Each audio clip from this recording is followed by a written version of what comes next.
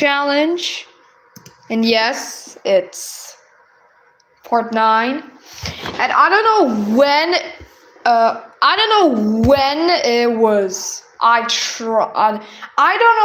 when it was. I don't know when it was, but it's still peaceful. I don't know what day it is. It's maybe day 52 or something. And already it's going nighttime.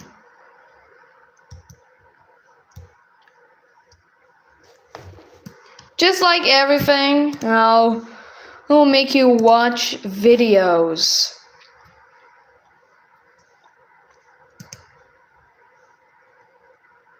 This is the first ever version of Minecraft, and it's just one of over 60 different versions of the game today. Hey. This is the ultimate timeline of Minecraft development. We're including everything, even spin-offs you can't play anymore like Minecraft 4K or the exclusive MMO version of the game in China. Starting with the first prototypes for Minecraft, Order of the Stone. In May of 2009, Minecraft entered into its first phase of development, now called Pre-Classic. And these prototype versions of the game didn't even last a week. And at this time, there's no way to actually play these pre-classic. I think it's going to be day 52. Yeah, I think so. The game was Cave Game, until it was then changed to Minecraft Order of the Stone, and then finally, simply to Minecraft. That name, Order of the Stone, was actually then later reused in Minecraft Story Mode, being the name that was given to this legendary team of adventurers. There also weren't a lot of blocks at this time. We only had grass and stone, as well as dirt, cobblestone planks, and our oak saplings. And the textures used for the grass and stone blocks were actually from one of Notch's previous games, Ruby Dome. And that wasn't the only thing that Notch used for his previous games. Consider that the player model that we saw here was actually made in one of Notch's games called Zombie Town. It wasn't even called Steve yet. And all there was to do in this version of the game was that you could place blocks by using left click and then destroy by using right click. That's probably the most cursed thing about this. But then on May 16th, we saw the proper alpha start for Minecraft. Nowadays we call this Minecraft Classic, but here it was just called Alpha. And if you want to play it, it actually was remade for the Java edition, playable on the website for the 10-year anniversary. And one of the most classic things about this game was that the game world wasn't infinite. Like, far from it. It was just 256 by 256 block map, surrounded by a border of water and bedrock around the edges. And to talk more about water, it was actually one of the most destructive things in the game at this point. Since because the old liquid physics were really buggy, it was possible to flood the entire map with water or lava just from one block of the liquid. On December 2nd of 2009, the smallest version ever of Minecraft was made. This was Minecraft 4K. After the Java 4K contest, where anything submitted had to fit within 4 kilobytes of size. And so as you'd expect, the game was pretty basic. The same 64 by 64 chunk of the world would keep generating over and over again. There were no mobs to see, and the only blocks that you could find were air, grass, dirt, stone, bricks, logs, and leaves. And eventually we'd have a version of this to play in JavaScript released on December 2nd of 2012, which itself had its own version of a water block to see. That wasn't in the base game. And perhaps the strangest thing to me when watching this old footage is that there's a white outline with selected blocks as opposed to the dark outline that we see in the base game. Right at the tail end on December 23rd, we entered into the in-dev stage of Minecraft, which in-dev is still the only development phase of Minecraft where all of its versions are still missing from the launcher. And it's here that we'd start to see a lot more familiar blocks and items start to pop up, like the chest, the furnace, crafting table, and in the game's files, we could find this image of the original NES color palette, which the fact that it was there could mean that Notch possibly used this as an inspiration when they created these textures. But the textures themselves in Minecraft wouldn't actually work on a regular NES. But while some things are familiar, others might seem out of place, like this quiver or this studded armor.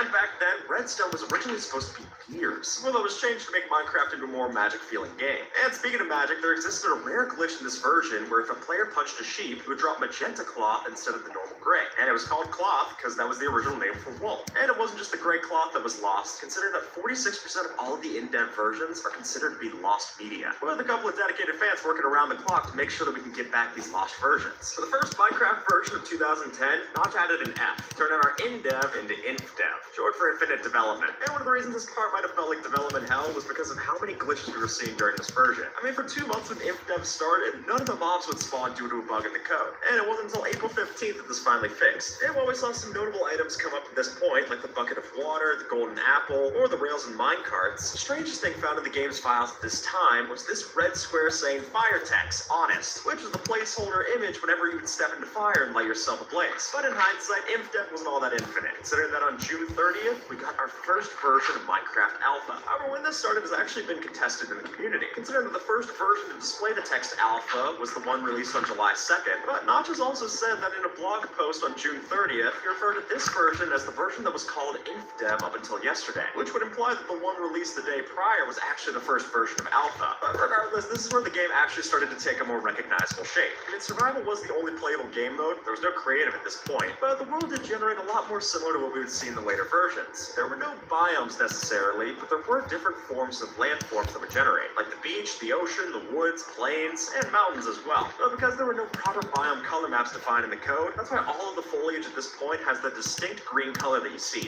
And this is also the point where we'd start to see the slip added into Minecraft, which was the original name for the Nether biome. Now granted, Minecraft had a hell version that was added into one of the early map types, but as was seen in a demo that was sent to PC Gamer, we got our first glimpse of the actual proper second dimension. On December 20th of 2010, Minecraft entered Beta 1.0, and here we'd see our first ever support for capes, which were originally called cloaks, though we wouldn't start seeing these pop up in too many servers until we had Minecon 2011. And in the beta phases, we'd get all these different kinds of stone, slabs, stairs, beds, as well as different wools, which we couldn't use this time, at least to make different colors of beds. And we get to find out about a lot more of these because on Minecraft Beta 1.6, Mojang released their very first official trailer for the game, made at the time by Hat Films. This is also the version where we'd see the Farlands get added into Minecraft, and then subsequently removed in Beta 1.8. On August 16th of 2011, we'd enter back into Alpha, however, not for Java Edition, but for Pocket Edition, which was originally exclusively released for the Sony Xperia Play device, which was a smartphone gaming console hybrid. But in this very first release, it was kind of a mess, considering that initially, fire was completely invisible, and because of an issue with the game's memory, it could spread to any block, even if it's not normally flammable, including air. So there was an invisible fire that would completely swallow your whole world whole, which thankfully we would see that glitch disappear in later updates. And it'd be with those later updates that we'd finally see Minecraft Pocket Edition rise to the most popular version of Minecraft. As of December of 2013, it had sold over 16.5 million copies. What's up? You mean what's up? So even though a lot of players consider this to be the simplest. From isometric screenshots to crafting leather with wool, here are 64 crazy Minecraft changes. Did you know torches used to be... You're saying what's up? You meant what's up? Torches had a flat, horizontal top, but starting in 1.8, they became slightly slanted, with the top part rotating to match the direction they're facing. It's a tiny detail only the nerdiest players would notice. Like you! In older versions of Minecraft, Not me. like fences, glass paint, or iron bars in water would remove the water, leaving behind an awkward air pocket. It wasn't until version 1.13, the aquatic update, that these blocks could finally waterlog, blending in naturally with the water. Yeah, in 1.12, I have no idea why these fences are not waterlogged. Render distance back in the day, you'd have a single button. Clicking it would cycle your render distance from normal, short, tiny, and flat. However, starting at 1.7.2, this old button was replaced with a slider that there should be Okay, now pinned. with how many chunks you wanted to load. Did you know if you attacked a wall in creative mode in older versions, the walls would try to kill you still? Little do they know. I'm invincible! Everyone knows Well, that you're- villagers head to bed when night falls. Why is it Pokemon? Exist until Minecraft 1.14. The village No problemo. Before that, villagers had no concept of sleep. When it got dark, they'd sprint into their homes and just stand there all night, often crowding together or pacing around. If zombies came knocking, the villagers would panic and shuffle around inside, but never actually lay down or rested like they do now. Yeah, you're just spitting the rules. Corner like so. But before 1.13, placing two vines in a corner would cause one of them to get replaced. This kind of nether portal used to be illegal. Before version 1.7.2, portals had Yeah, I think it's D52. by 5 shape, no bigger, no smaller. If you tried making a larger frame and lighting it, nothing would happen. But starting in 1.7.2, the rules changed. Portals can now be as big as 23 by 23 blocks. That means we can build massive portals that we can send gas through. Check this out. In older versions, your dog wouldn't attack skeletons. They'd just stay right next together, peaceful, which just looks so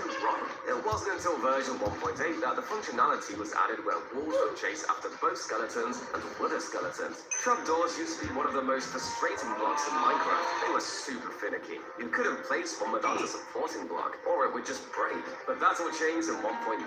Now you can stack trapdoors on top of each other, float them in mid-air, and even build entire mini houses out of them. Ooh.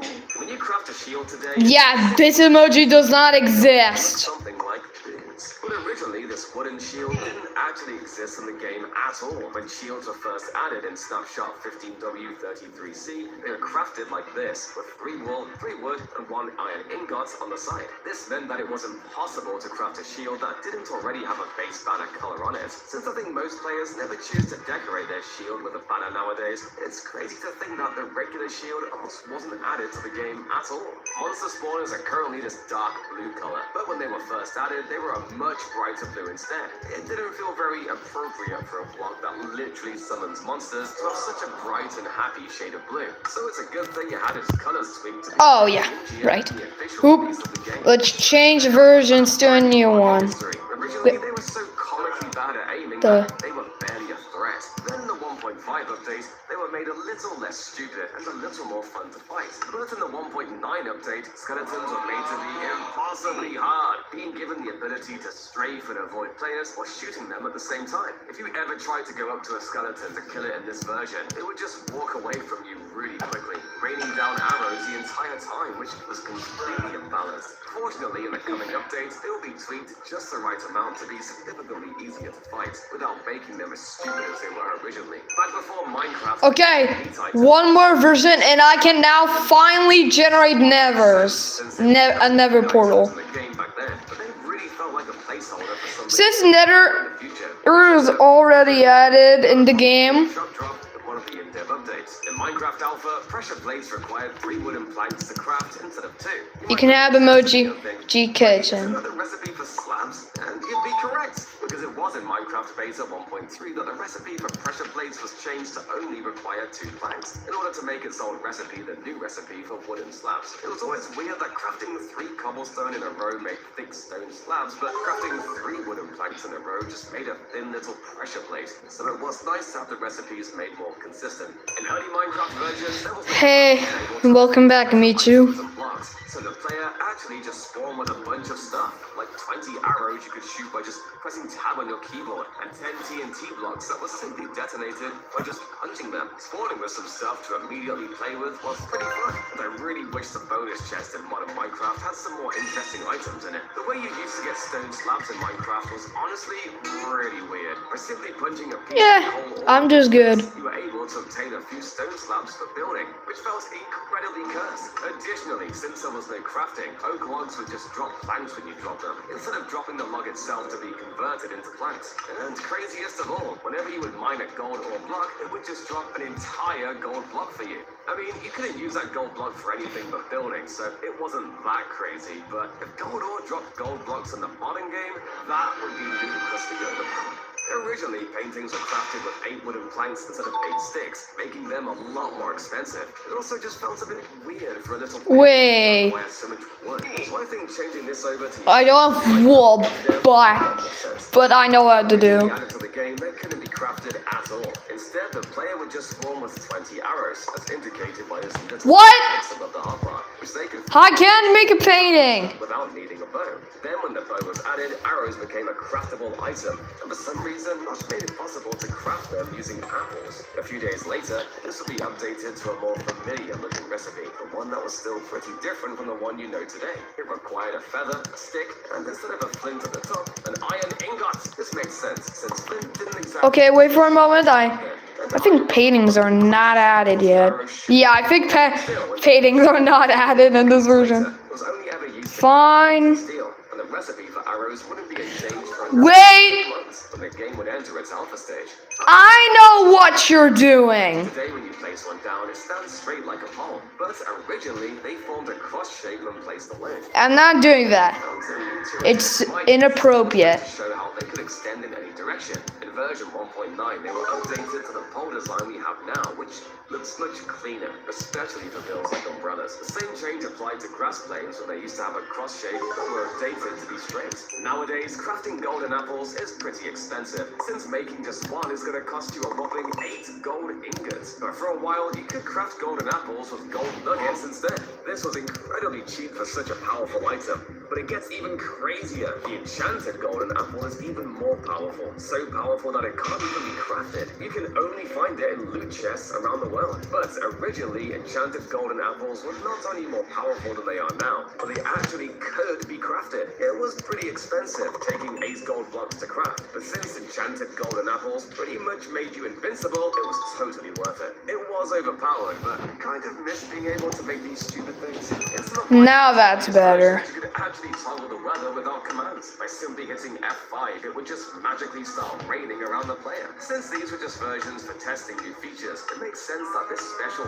rain toggle keybind would eventually be removed. But it's a shame we're not able to easily make it rain in survival mode anymore for getting cool screenshots. The appearance of slimes has become quite iconic, with their transparent outer layer making them look especially slimy. But when they were first added, their model was way simpler. They didn't have any transparency to them at all. They were just this big solid green cubes with faces on them. This made them feel a lot less slimy and a lot more like big weird grass cubes or something. The slimy model was a major glow up for sure. When stairs were added, they were one of the first blocks in the game with a more complex model. So it should come as no surprise that they weren't exactly perfect. The most obvious problem they had was just their inventory texture, which looked like this. I don't even know what I'm looking at here. It honestly makes you feel like I'm gonna throw up. Unplayable.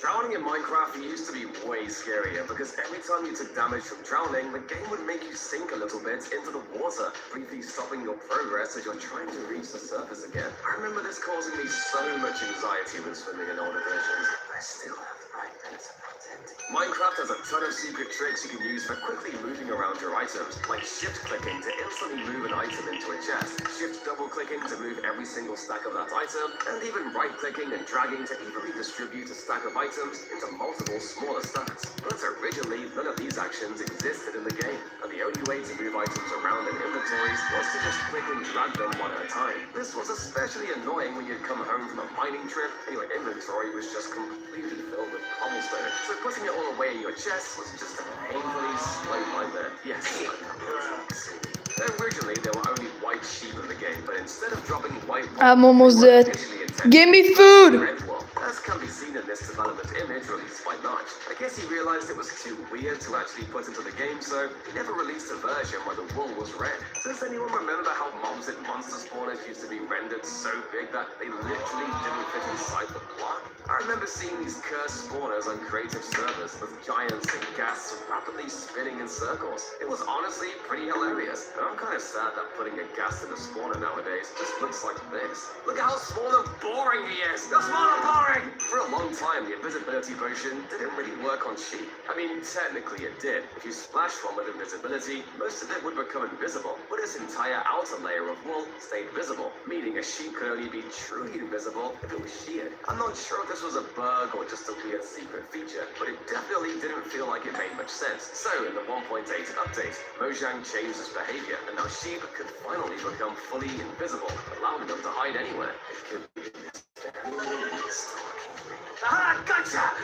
No, that was true. Nowadays, Minecraft's world is 384 blocks tall, from the bottom layer of bedrock to the top of the height limit, but it used to be way smaller. Back in beta, the world had a height limit of just 128 blocks, which is a third of what it is now. It would eventually be doubled to 256 in the 1.21 update, but the next increase to the height limit was over 9 years later in the Caves and Cliffs update. Some people love being able to build so much higher, but others are just annoyed that the game is so much laggier now. If I asked you what item this is, you'd probably guess that it's cooked steak, but you'd actually be incorrect, because this is footage from before cows were even added to the game. This is actually just what the cooked pork chop item used to look like back in Minecraft Alpha. The texture was later reused for cooked steak when cows were added to the game, but it was pretty confusing to have two identical looking items. So cooked pork chop had its texture updated in Minecraft Beta 1.8 to the new lighter color we're more familiar with today. The item forms of blocks used to look very different when they were dropped on the ground back in the day. Instead of having the blocks full texture, dropped blocks are instead miniature versions of their larger counterparts, only using a tiny cutout of the full texture instead. But I think these old dropped block models were really adorable, and I would honestly love to have a mod that adds this feature back to the game. Golden apples aren't too hard to get a hold of nowadays. Sure, they're a little expensive to craft, but originally they were completely uncraftable, making them incredibly rare. They only generated in loot chests around the world, which are much less common in early Minecraft since there was so many naturally generating structures. This is cooked pork chop. Famously had a whole series just about hunting down a golden apple, and it took over 5 years to actually find it. It's kind of hilarious to think that nowadays, if you wanted a golden apple, it would probably take you less than an hour to actually get one from spawning in. Though that isn't necessarily the case for the enchanted golden apple, which is still pretty hard to come by since they're still uncraftable after all this time. If you played Minecraft before the village and village update, you probably remember how villages used to look, and specifically the fact that all of their paths were made of gravel instead of path blocks. I think these used to look pretty nice, but then they changed the gravel texture, and villages just didn't feel the same anymore. So I'm glad they got a refresh with the newer path blocks. Deserts are supposed to be dry and empty, but back in Minecraft's old terrain generation, they used to have a bunch of these little lakes, just like the other biomes in the world had. Maybe one or two very occasional lakes make sense for deserts, like a sort of desert oasis, but having them be this common definitely made no sense. So Mojang went in and made sure deserts could no longer spawn lakes in version 1.6.1.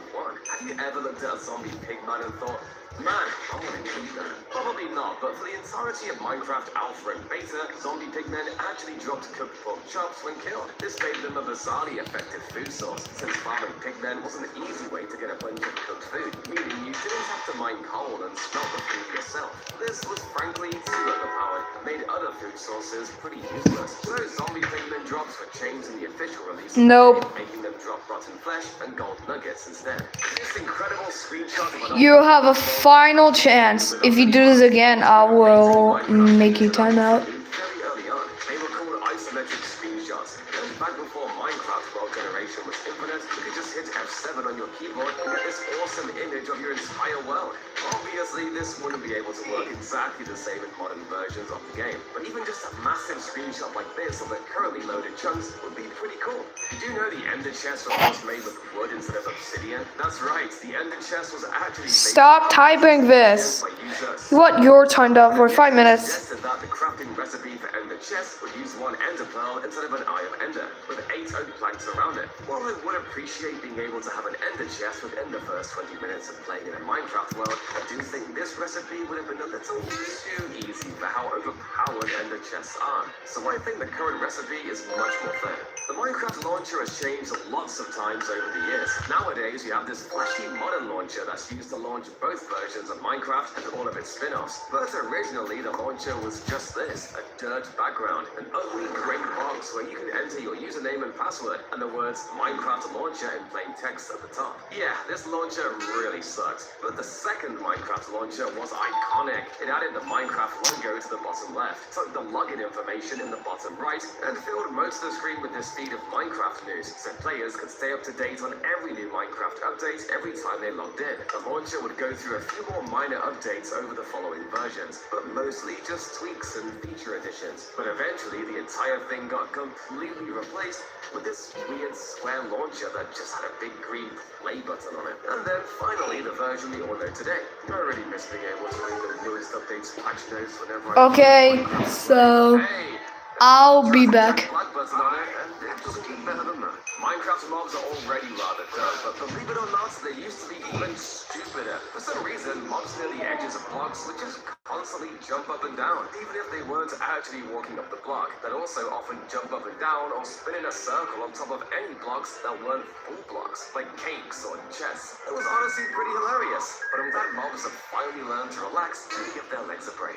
Originally, skeletons actually had a completely unique arrow texture compared to the arrows shot by the player. Instead of the standard brown arrows, they shot these purple arrows instead. I don't understand why Notch felt the need to create an entirely separate arrow texture for these early skeletons, yet didn't bother to actually give them bows, but the purple arrows would pretty quickly get removed, and skeletons would finally be given bows. Oh, but they're not even holding them right! The street lamps in villages are pretty simple, but they honestly used to look a lot worse. For some reason, these street lamps originally used a block of black wool to hold all of the torches instead of the stripped wool we have today. I know the stripped wool block didn't exist back then, but I still feel like there were a number of better options, like oak logs, oak planks. Heck, even cobblestone would have been better than black wool. One of the most useful building features by far has got to be the fact that the stair model changes when you build around a corner, allowing for much more detailed stairs and roofs in our builds. But we didn't always have corner stairs, and originally, if you wanted to build stairs into a corner, you'd have to use full blocks on the inner corners and slabs on the outer corners. It definitely got the job done, but yeah, this looks much better. The Minecraft logo has changed a lot over the years, from literally being made out of cobblestone to being this slicker, pixelated design, to now having a super smooth, high-resolution design. So it should come as no surprise that Mojang has also changed their logo a lot over the years, originally having this weird shape that looks something like an ocean wave or a dragon or apparently a sewing machine. They kept it for a while, just changing up the colors and the logo's font every so often. But then everything changed during the Nether update in 2020, when the Mojang logo became this, a funky little animated set of shapes that turn into the word Mojang. Despite this change, the old logo can still actually be found within the game itself in the form of the Thing banner pattern, which is crafted with a piece of paper and an enchanted golden apple. In the alpha days, there were only 2 light sources you could build within the game, torches and glowstone. Torches are easy enough to craft, but getting your hands on glowstone was much harder back then. Each glowstone block would only drop 1 glowstone dust, instead of dropping 2 to 4 like it does nowadays. And to make matters worse, the crafting recipe for glowstone used to require 9 glowstone dust instead of just 4. So you'd have to mine 9 blocks of glowstone just to craft one for yourself. Even how desirable these blocks were in early Minecraft, I'm back. you had to really grind to collect enough for their builds. And glowstone would eventually be rebalanced in beta 1.6.6 to work how it does now, making it much easier to collect. Minecraft is half a game about mining and half a game about crafting. It's literally in the name. So obviously the most important block in the entire game is the crafting table, or is it called a workbench? Yes, when the crafting table was first added to the game, it was actually called a workbench, which just feels weird to say nowadays. This probably explains why so many older players still refer to the crafting table as the crafting bench instead. I think crafting table does a much better job of explaining what the block actually does, since the word workbench could be used to describe pretty much any of the other workstation blocks as well. But then the smallest block, which is probably why crafting a stone button literally just takes 1 piece of stone. But originally, for some reason, the recipe for stone buttons was actually 2 stone. So you're telling me that this is necessary to create this? Where's the rest of it going? That's just absurd. The killer bunny is one of Minecraft's weirdest secret mobs, being a super deadly version of the normally peaceful rabbit, which can only be spawned with commands. It also has its own special texture that was originally going to be much scarier. The first texture for killer bunnies was honestly pretty similar to the regular white rabbit, but then in Snapshot 14W34A, they were given this terrifying new texture with creepy dark eyes, blood on their faces, and blood on their paws. This was obviously way too violent for Minecraft, even for a secret mob, and the texture was tweaked once again to just remove the bloodstains. Man, and I thought zombie pigmen were the goriest mob in Minecraft. Turns out it was this rabbit. Currently, droppers are one of the cheapest redstone components to craft, only requiring 7 pieces of cobblestone and a single piece of redstone. But when they were first added, the recipe looks like this, exactly the same as it is now, but with a hopper in the middle instead. Hoppers are already one of the most expensive redstone components on their own, requiring 5 iron ingots to craft. But it's kind of worth it given how useful they are for moving items around automatically. Droppers aren't nearly as useful since they can only move around items when powered by something, so making them slightly more expensive than a hopper really made them feel like a useless redstone component. Fortunately, this was changed in Snapshot 13W04A before droppers were officially added to the game, and they became far more worth it to craft. When Endermen were initially added, they were very different. Everyone knows that they used to have green eyes instead of purple, and used to have smoke particles instead of purple particles. But what many people don't realize is that these original Endermen didn't make their iconic Enderman sounds, but instead sounded like zombies. Take a listen. In addition to that, they also burned in the daylight like zombies, making me think that Notch probably just reused a lot of the original zombie code when he was first making them. Between all of the different wolf variants, collar colors, and shades of wolf armor, there are a total of 822,735,072 different kinds of wolves you can have, and even more if you take into account the 6 different personalities wolves have now. But way back when wolves were first added, there was literally just one. Yeah, no color dyeing, no texture variants, just one wolf in the whole game. So if you wanted wanted to tame multiple wolves back then, you'd probably end up getting them confused with each other at some point, especially considering name tags weren't added until version 161. Fine.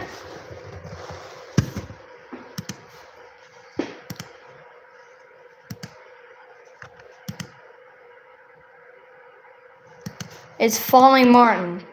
This is the mall.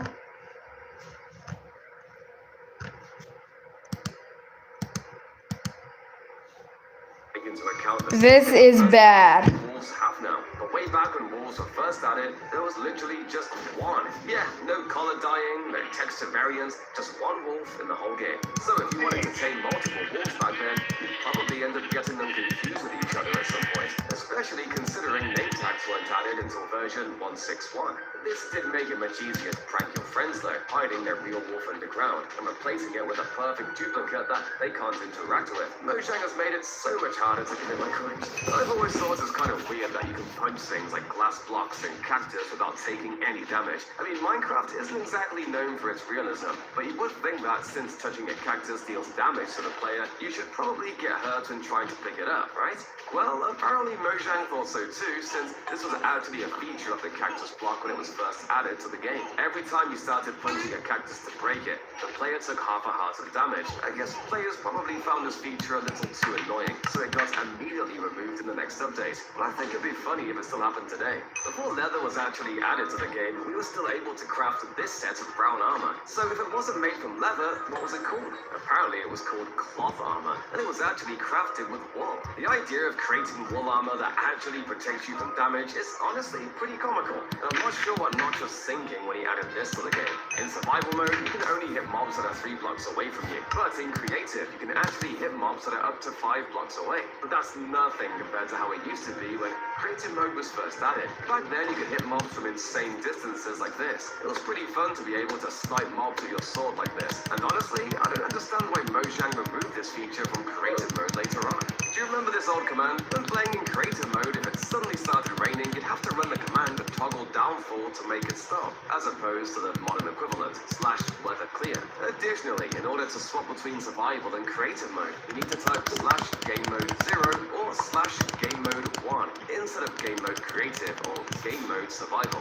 Interestingly enough, you can actually type game mode 1 in Bedrock Edition to go in creative mode and it still works. I guess it really is a better version after all. Did you know that a diamond sword used to kill a player in just 2 hits? That's right, in Minecraft Alpha and Beta, diamond swords dealt a whopping 5 hearts of damage. In fact, all of the swords did extra damage, and they were pretty overpowered. This was eventually changed due to the addition of enchantments in Minecraft version 1.0. In order to make the process of getting an overpowered sword take a little more effort than just finding 2 diamonds. Now a diamond sword deals 3.5 hearts of damage, and since spam clicking was removed in version 1.9, I'd say weapons are much more balanced compared to how they used to be. Back in Minecraft Alpha, Okay, I'll be back. love to use the secret chest. That's because they used to have the stone texture on top instead of having the unique furnace top texture we know today. This meant that by just placing a furnace in the floor of a cave base, you would have a completely invisible storage spot for your valuables. I mean, it does only have 2 slots of storage, so if you have a lot of valuables, I guess you'll need to make a lot of furnaces. When stairs were first added to Minecraft, they were totally unfair. If you misplaced a wooden or cobblestone stair block and wanted to pick it back up, it would drop a wooden plank or cobblestone block instead. This meant that placing down and then mining a stair block would effectively lose you resources, since it takes 6 blocks to craft a stair.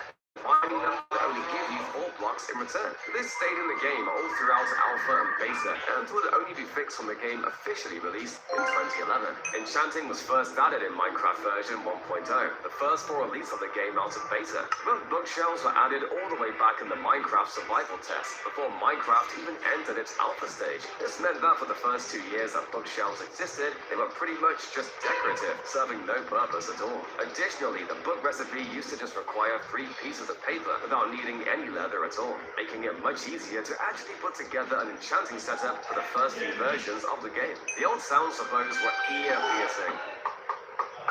Instead of the softer arrow launching sound we hear in the game today, the old sound was super crunchy and mechanical sounding, which was honestly pretty jarring. I do like the old arrow landing sound though.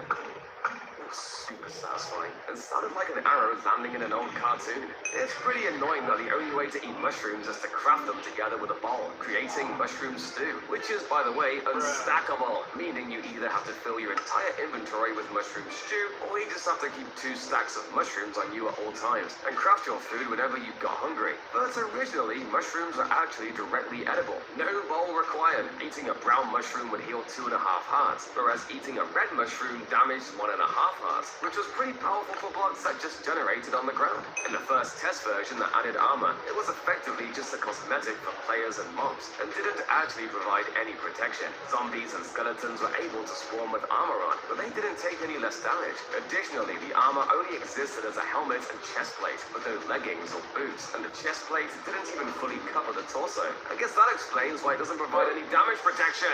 Anvils have got to be the most expensive out of all the regular workstation blocks. Their furnaces are just crafted with stone, and crafting tables are just wood planks. The anvil requires 3 iron blocks and 4 iron ingots, for a total of 31 iron just to craft one, and it isn't even a permanent block. You can only use it about 25 times before it has to be replaced. But believe it or not, this recipe used to be even worse. When the anvil was first added, the bottom row of iron ingots was also iron blocks, so that meant it took a total of 55 iron to craft an anvil back then. And guys, this was before the Caves and Cliffs update, so you couldn't just climb to the top of a mountain and get as much iron as you want. You had to grind down in the mines for it. So it's good they made anvils cheaper, but it's still crazy to me that they'll break after 25 uses. I don't have time to collect all this iron. Speaking of, although the recipe for flint and steel hasn't technically changed from when it was first added, still requiring 1 flint and 1 iron, one important thing that has changed is the fact that the recipe is now shapeless. Originally, if you wanted to craft a flint and steel,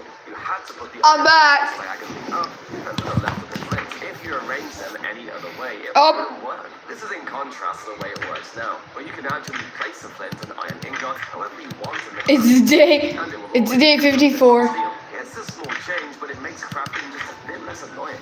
Most people know that Minecraft 1.14 overhauled every texture in the game, giving the game its unique and iconic look we know today. But fewer people know that this update overhauled the names of some items too. For example, these 3 items used to be called Rose Red, Dandelion Yellow, and Cactus Green. This was a much needed change, since it was possible to get both red and yellow dye from sources other than dandelions or rose bushes. I mean, imagine crafting your lapis lazuli into dye and getting an item called cornflower blue. Yeah, that'd be weird. Though technically, there unfortunately still isn't a way to get green dye from anything other than a cactus, so I guess that one would have been fine. Do you remember when diamond blocks used to look like this? They were so ugly, and players used to build their entire houses out of them. However, in Minecraft's texture update, they finally were upgraded.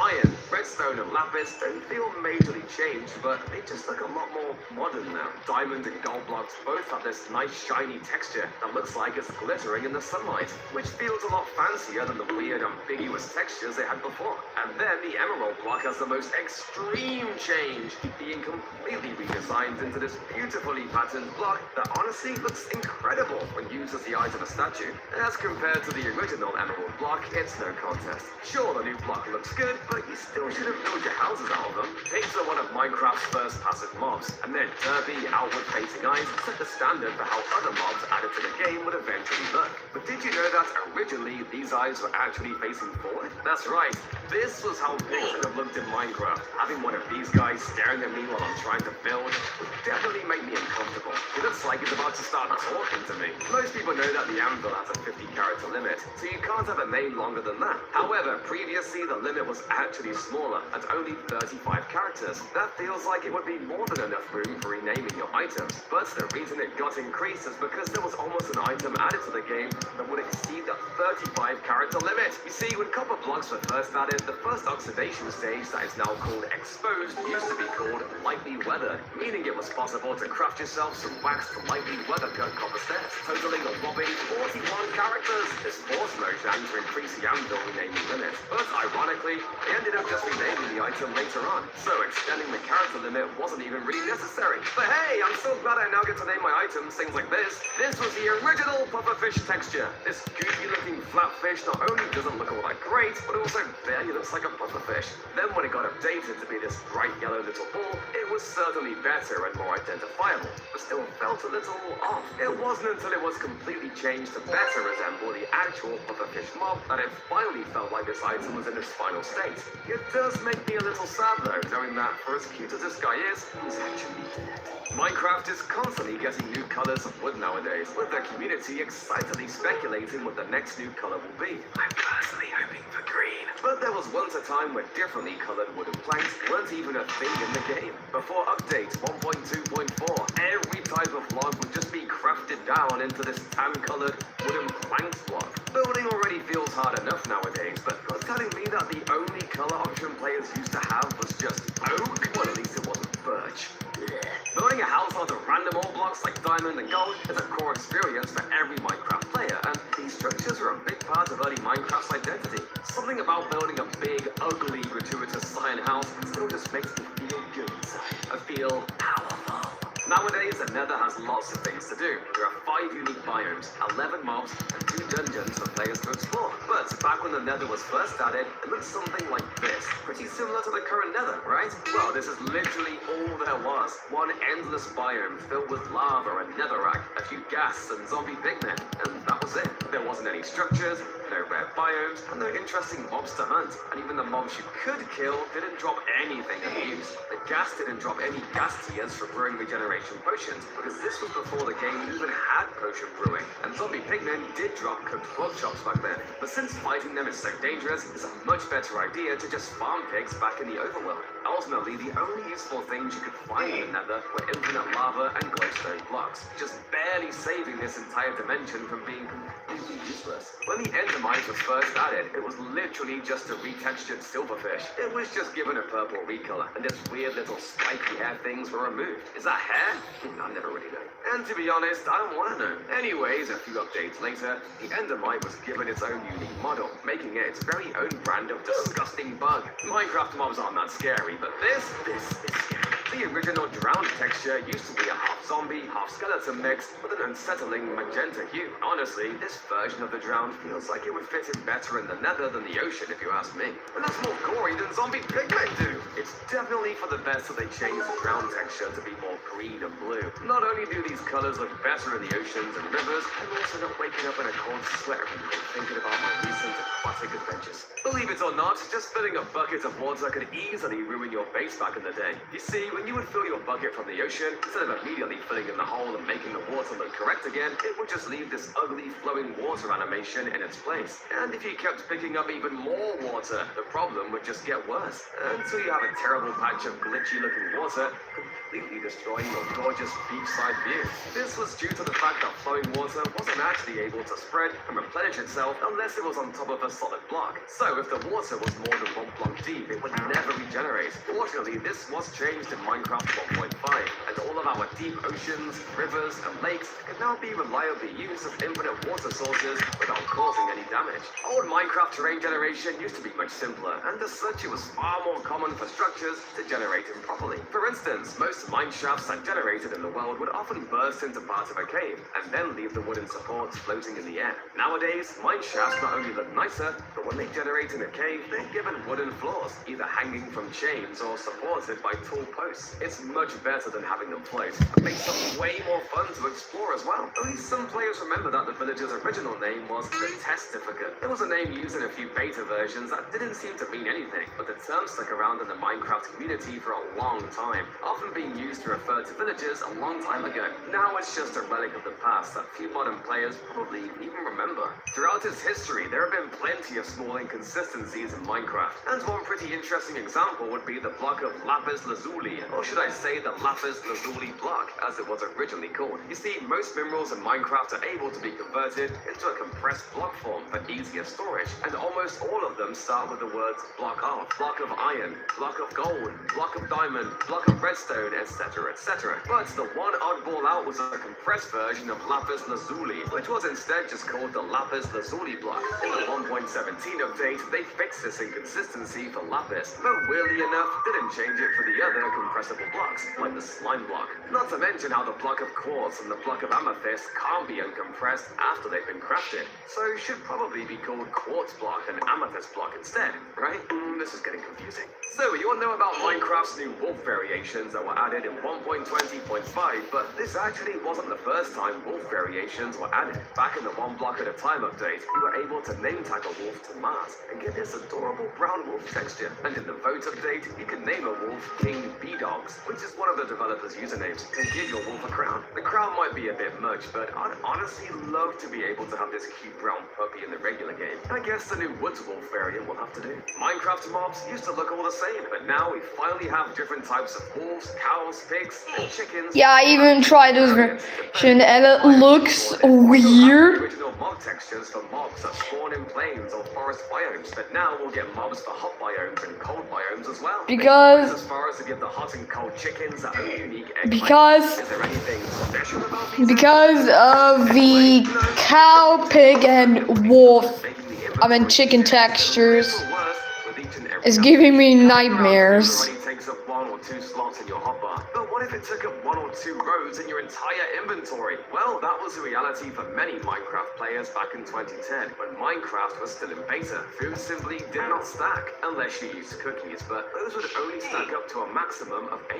That being said, food was much more OP back then, because instead of filling a hunger bar, food would just instantly heal back some of your hearts, so you didn't need to have nearly as much of it on you as you do nowadays. It was kind of like holding onto a bunch of instant healing potions, though some people think potions should stack too, so maybe this is still kind of an annoying difference. The old glass texture in Minecraft was barely usable. I mean, sure, you can see what they were going for, the white lines are supposed to make the glass appear shiny, but honestly, it just looks like your cat scratched the window one too many times, and now your view of the outside world is covered in white pixels. When you compare the new and old glass textures, there's a clear winner here. Get it? Clear?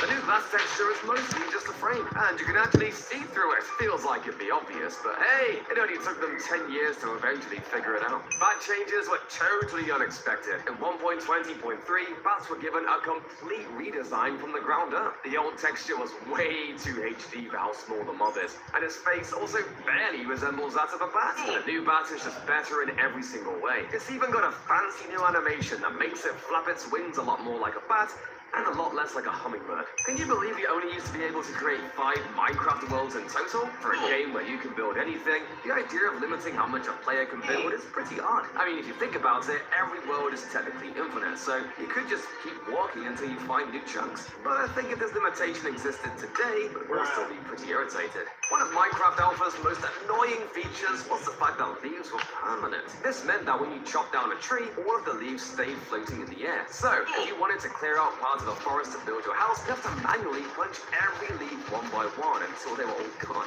This was so boring and not fun at all, so the leaf decay mechanic was pretty essential to prevent Minecraft from becoming a leaf punching simulator. Although wood planks feel like a default. Yeah, even it says in the Alpha 1.2.1 update. Originally, Ugh, it's too annoying. down into a block that just looks like oak planks. Whether it was a spruce log, a birch log, or a jungle log, they all turned into this generic planks block. And it wasn't until the 1.2.4 update that they each got their own unique texture. From here, the potential of Minecraft building began to really unfold, as we got things like slabs, fences, and stairs in all sorts of new colors. Could you imagine how Minecraft buildings would look today if Mojang decided to stick with just one plank type for all logs? It'd be a beige nightmare. Zombie pigmen used to drop cooked pork chop when they were first added to Minecraft. This kind of made sense, since they were pigs that lived in the lava-filled nether, so I guess they're already walking around pre-cooked. That's kind of gross to think about. Anyways, for the official release of the game game, these mobs had their drops very appropriately changed to be gold nuggets and rotten flesh instead. I refuse to believe a creature that looks like that is dropping anything that's freshly cooked. While most of Minecraft's texture update was a resounding success, there are a few new textures that are just plainly worse than the originals. For example, take a look at the potato. The original potato had a wonderful shape, excellent shading, and some really iconic shapes on them. Looks like a face if you ask me. See that? There's two little eyes and a mouth. Anybody else see that? Looks like a fat baby. Just me? Okay then. Anyway. Now the new potato is just an incredibly generic shape and pretty much lacks any identifiable features at all. I mean, it's just a potato, it doesn't have to be that exciting, but it still feels like this was an overall downgrade. Did you know there used to be a button for adding mods built into Minecraft's menu? Seriously, this button that says mods and texture packs was on the title screen for a while, making it seem like they were planning to expand the game's support for mods. Instead, they eventually just removed the mods part of the button, tucked it away in the options menu, and renamed texture packs to resource packs, and we can still only really use mods if we're using a mod loader like Fabric or Forge. Although if you consider data packs to be mods, then I guess they did eventually make this idea into a reality, just not in the way anyone expected. The lower half of the end portal frames texture is the same as end stone, but for the longest time this texture didn't actually seamlessly connect with the actual end stone block. It was modified in the 1.19 update to be a bit of a smoother transition, but if you think about it, this was kind of an unnecessary change. I mean, the only place end portal frames can actually spawn is in the portal room, in the overworld! Currently the sound creepers and TNT make when exploding sounds like this. But originally, this sound was very different. Take a listen.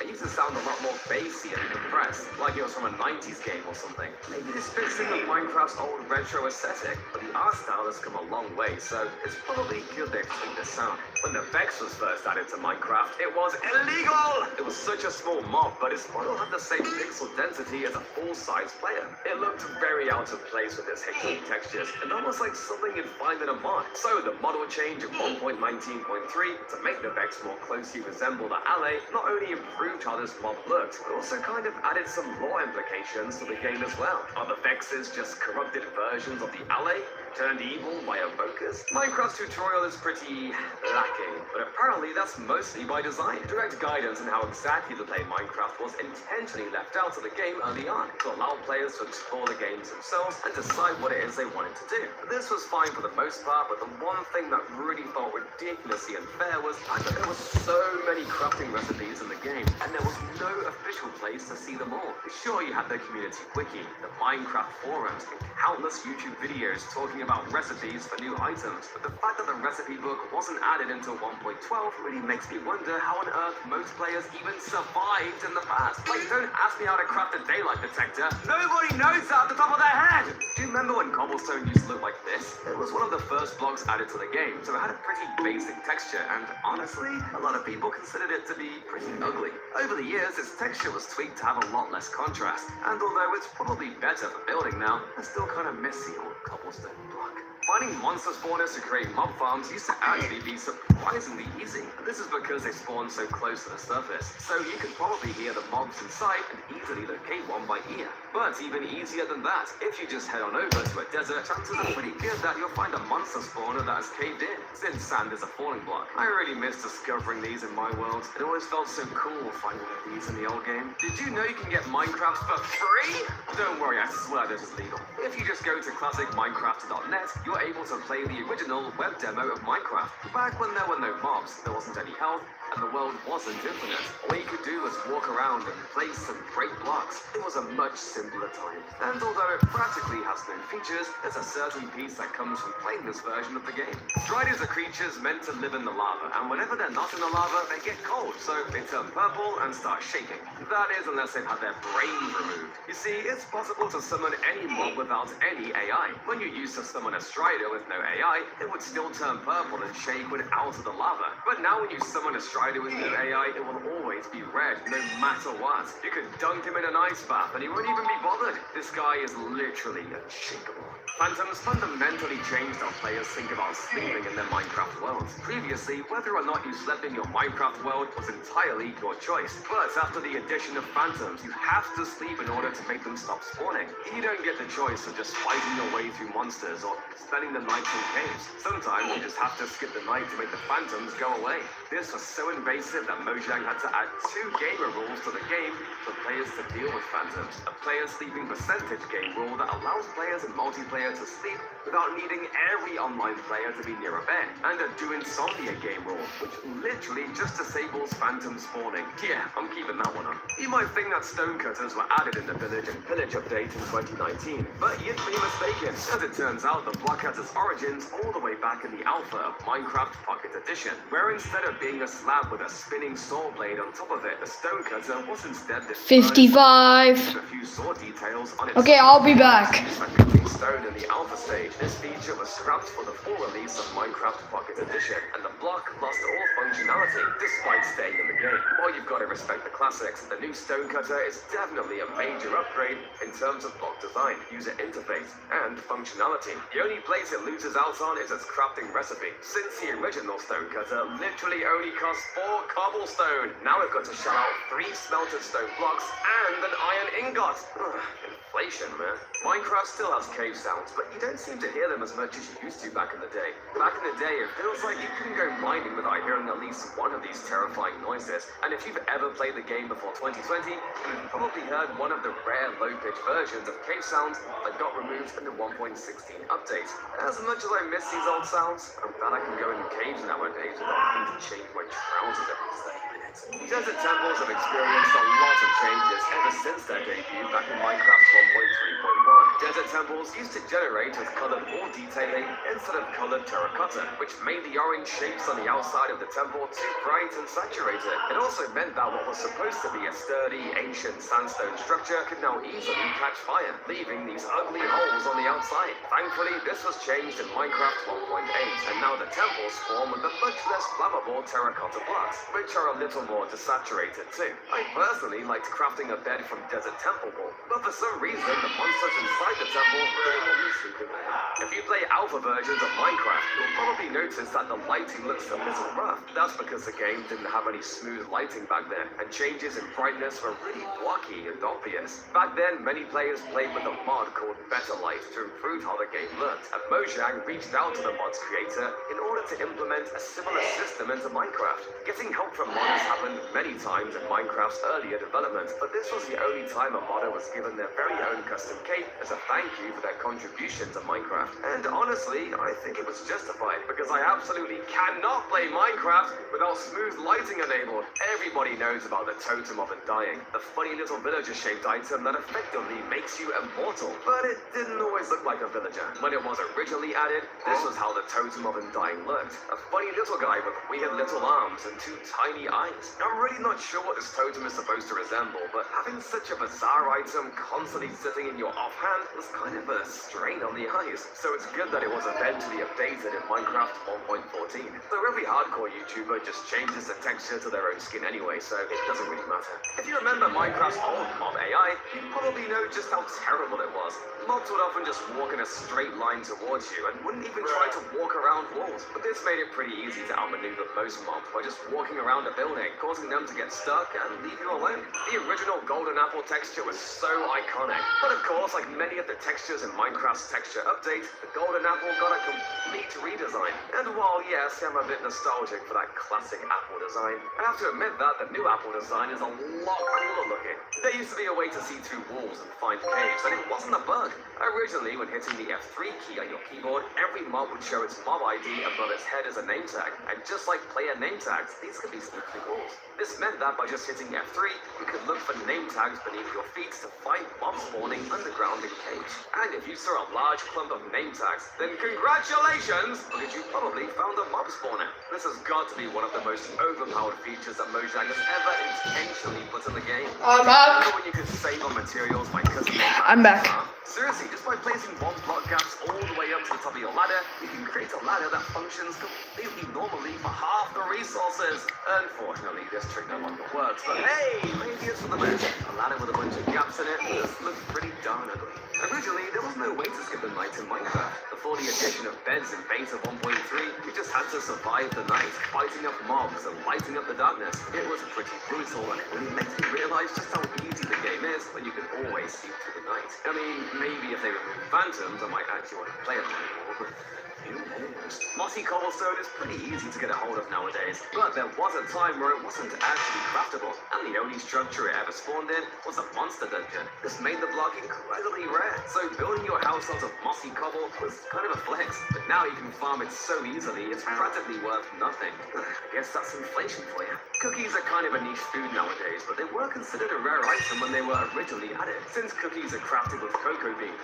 Cocoa beans used to be rare loot only found in dungeon chests. They were pretty hard to get a hold of. Then once you did actually find them, there wasn't a way to farm them yet. So if you wanted even more cookies, you'd have to go out and find another dungeon. That's a lot of work for a food source that honestly isn't even that good. But hey, I guess it's a flex. Most players know that the Prismarine block is animated now. It slowly turns from blue to green over time. It's a bit subtle now, but it was far more noticeable back when it was originally added in Minecraft 1.8. It was darker and noisier, kind of resembling a blue version of Netherrack, and the color shift was much more obvious. This made Prismarine a much harder block to build with, since its appearance wasn't very consistent. So it does make some sense that the color shift was later changed to be subtler, but I also think it's too subtle. Most people probably don't realize it has an animated texture. An obscure detail in the original Minecraft trailer is this Steve. No, not that Steve. I'm talking about the version of Steve that's kitted out with both mossy cobblestone pants and a stone shirt. We never got this variant of Steve in the official release of Minecraft. There was only one default skin, the basic Steve skin. It's a shame because when it comes down to choosing between basic jeans and mossy cobblestone pants, there's a clear winner. He may not have gotten Stone Steve, but Mojang did eventually add Alex as a secondary default skin, and then a bunch of new variants in the 1.20 Trails and Tales update, adding some much needed variety. Nowadays, Water is famous for being able to stop the player from taking all full damage, no matter how high up they've fallen from. Now, Water has always stopped full damage if it was deep enough, but there was a time when Water that was only one block deep didn't actually provide any full damage prevention at all. So if you're a modern Minecrafter who wants to try playing a bit of beta, maybe don't try doing any bucket clutches, because it probably won't work out how you expect. Some Minecraft items are so useless that even Mojang forgets they exist. During Minecraft's texture update, which supposedly updated every texture in the game, a few things were intentionally skipped. Some of these were just because Mojang thought the texture didn't need to be changed at all, like the Creeper's texture. But some of these seem to just be because they forgot, such as the clock. The texture update happened in Minecraft 1.14, but it wasn't until Minecraft 1.17, over 2 years later, that the clock was finally given a new appearance. I guess I can understand that it's a more complicated item to retexture, since it effectively has 64 frames of animation, but it does feel a lot like the clock was just overlooked as something worth retexturing for a while. I mean, it's hardly even worth crafting, so I really don't blame them. Setting your spawn point at your bed is a fundamental Minecraft mechanic, and while it's as easy as just right-clicking it nowadays, it didn't used to be so simple, because when beds were originally added, the only way to actually set your spawn was to fully sleep through the night. So if there were any monsters nearby preventing you from going to bed, you'd have to actually fight them in order to guarantee you could set your spawn. And you couldn't just wait for the day either, because when the sun comes out and the monsters go away, you can't sleep anymore. So setting your spawn is once again impossible. This really made it hard to justify building your base too far from spawn, so I'm personally very thankful that setting your spawn point isn't as much of a pain as it used to be. The end poem is iconic, but honestly, just... Hey, Tiger I 1. don't think I've ever even read the entire thing through once. It just scrolls way too slow. It literally takes over 7.5 minutes to just sit and watch the poem gradually scroll its way across your screen, which is just too much of a commitment. But if you hold space, there's actually now a way to speed up how fast it scrolls, and potentially read the whole thing in a more reasonable amount of time. But personally, I'm probably just gonna continue skipping straight past it to respawn. In the past, it was impossible to damage multiple mobs at once using a sword, since this was before the sword's sweeping edge existed. So instead of instantly killing a bunch of pre-damaged mobs with one sword swing to collect all of the XP, you had to individually kill all of the mobs from your skeleton farm one at a time. Say what you want about the 1.9 combat update, it definitely made using these farms much more manageable. During Minecraft Live in 2020, archaeology was announced, and you craft not one but 2 different brushes to dig up sniffers and pottery sherds. In the presentation, Mojang showed off an oxidized and non-oxidized version of the brush. Why? We're not really sure. And as much as I think having your oxidized brush be cleaned when you're struck by lightning is hilarious, I can't imagine this item would have served a more important purpose. And it's probably not a major loss that it was never added to the game. You remember when Minecraft was simple, that the ultimate end goal was really just finding diamonds and making some diamond tools? Seriously, before the Ender Dragon or villagers or enchanting, all we can really do is slowly get better tools, dive deeper into the caves, and try to build cool houses. It was definitely a much simpler time, but that's what was so great about it. You could really just do whatever you like, such as continue mining a ridiculous number of diamonds. Minecraft sunsets are sort of peaceful, but they didn't used to be. In older versions of the game, a sunset like this, with the whole world getting suddenly darker one level at a time, as opposed to the gradual fade we're familiar with today. It almost felt like someone was slowly turning off the lights in a room one at a time. And although that's pretty unrealistic, the light coming from the sky, it was pretty terrifying. Nowadays, Minecraft's menu screen has this slick, high-quality logo and a panoramic background that changes with every update. But you might remember that the original menu screen looks like this, just dark dirt blocks in the background, and a Minecraft logo that's just made out of stone blocks. The letters in the word Minecraft would animate in every time you came back to the main menu. It's just super satisfying to watch, and I honestly wish the current menu did something like this. All it does is just sit there. Do something, boring letters! Did you know that Minecraft has a dark mode? Well, sort of. There are several settings in the accessibility settings menu that you can enable to have a dark mode menu. Simply enable the monochrome logo and then turn on high contrast mode. Immediately, you'll then be greeted with this new black Mojang loading screen. And then you'll see that all of your menu buttons have this black, cyan, and magenta color scheme. The only thing this is missing now is a matching color scheme for all of the inventory screens and workbenches. When fences were first added to Minecraft, they were actually 4 blocks. Well, obviously they don't look like it, but if you hover your cursor over a fence block, you'll see that its hitbox is actually much larger than the fence itself. This meant it was very easy to accidentally bump into the invisible edges of the fence block when trying to walk near them, which was super annoying. To make matters even worse, these old fences didn't even connect to solid blocks. They could only connect to each other. So if you wanted to have a fence connected to a building, well, enjoy the ugly gap. Remember Minecraft's old super glowy lava texture? It felt a lot more hot and goopy, like a lava lamp, as compared to the current lava texture, which just looks like a lake filled with melted cheese or baked beans or something. The old lava had such a vibe. I want to touch it or drink it or something. Just like how there used to be just a few variants of villagers, there was once a time where there was only one variant of zombie villagers. Instead of having a different texture for every single type of villager that could exist, the original zombie villager just wore the same clothes as a zombie, with a green-skinned villager-shaped head instead of the usual zombie head. Not only was it weird that the villager's clothes just suddenly instantly changed into a teal shirt and blue pants, but it was also deeply uncomfortable seeing the villager wear short sleeves. The only thing worse is learning about this secret villager texture in the game's files that depicts the villager in shorts and a tank top. Put your clothes back on, man! Do you remember how annoying it used to be to break wooden doors? It used to be possible to open wooden doors by either right-clicking them or left-clicking them, meaning that if you tried punching a door to break it, it would open it, stopping you from destroying it unless you're specifically aiming at the door's hinge. This wasn't the biggest deal, but it did give a lot of older players a muscle memory to always break doors at their hinge, which I'm sure some people still instinctively do to this day, myself included.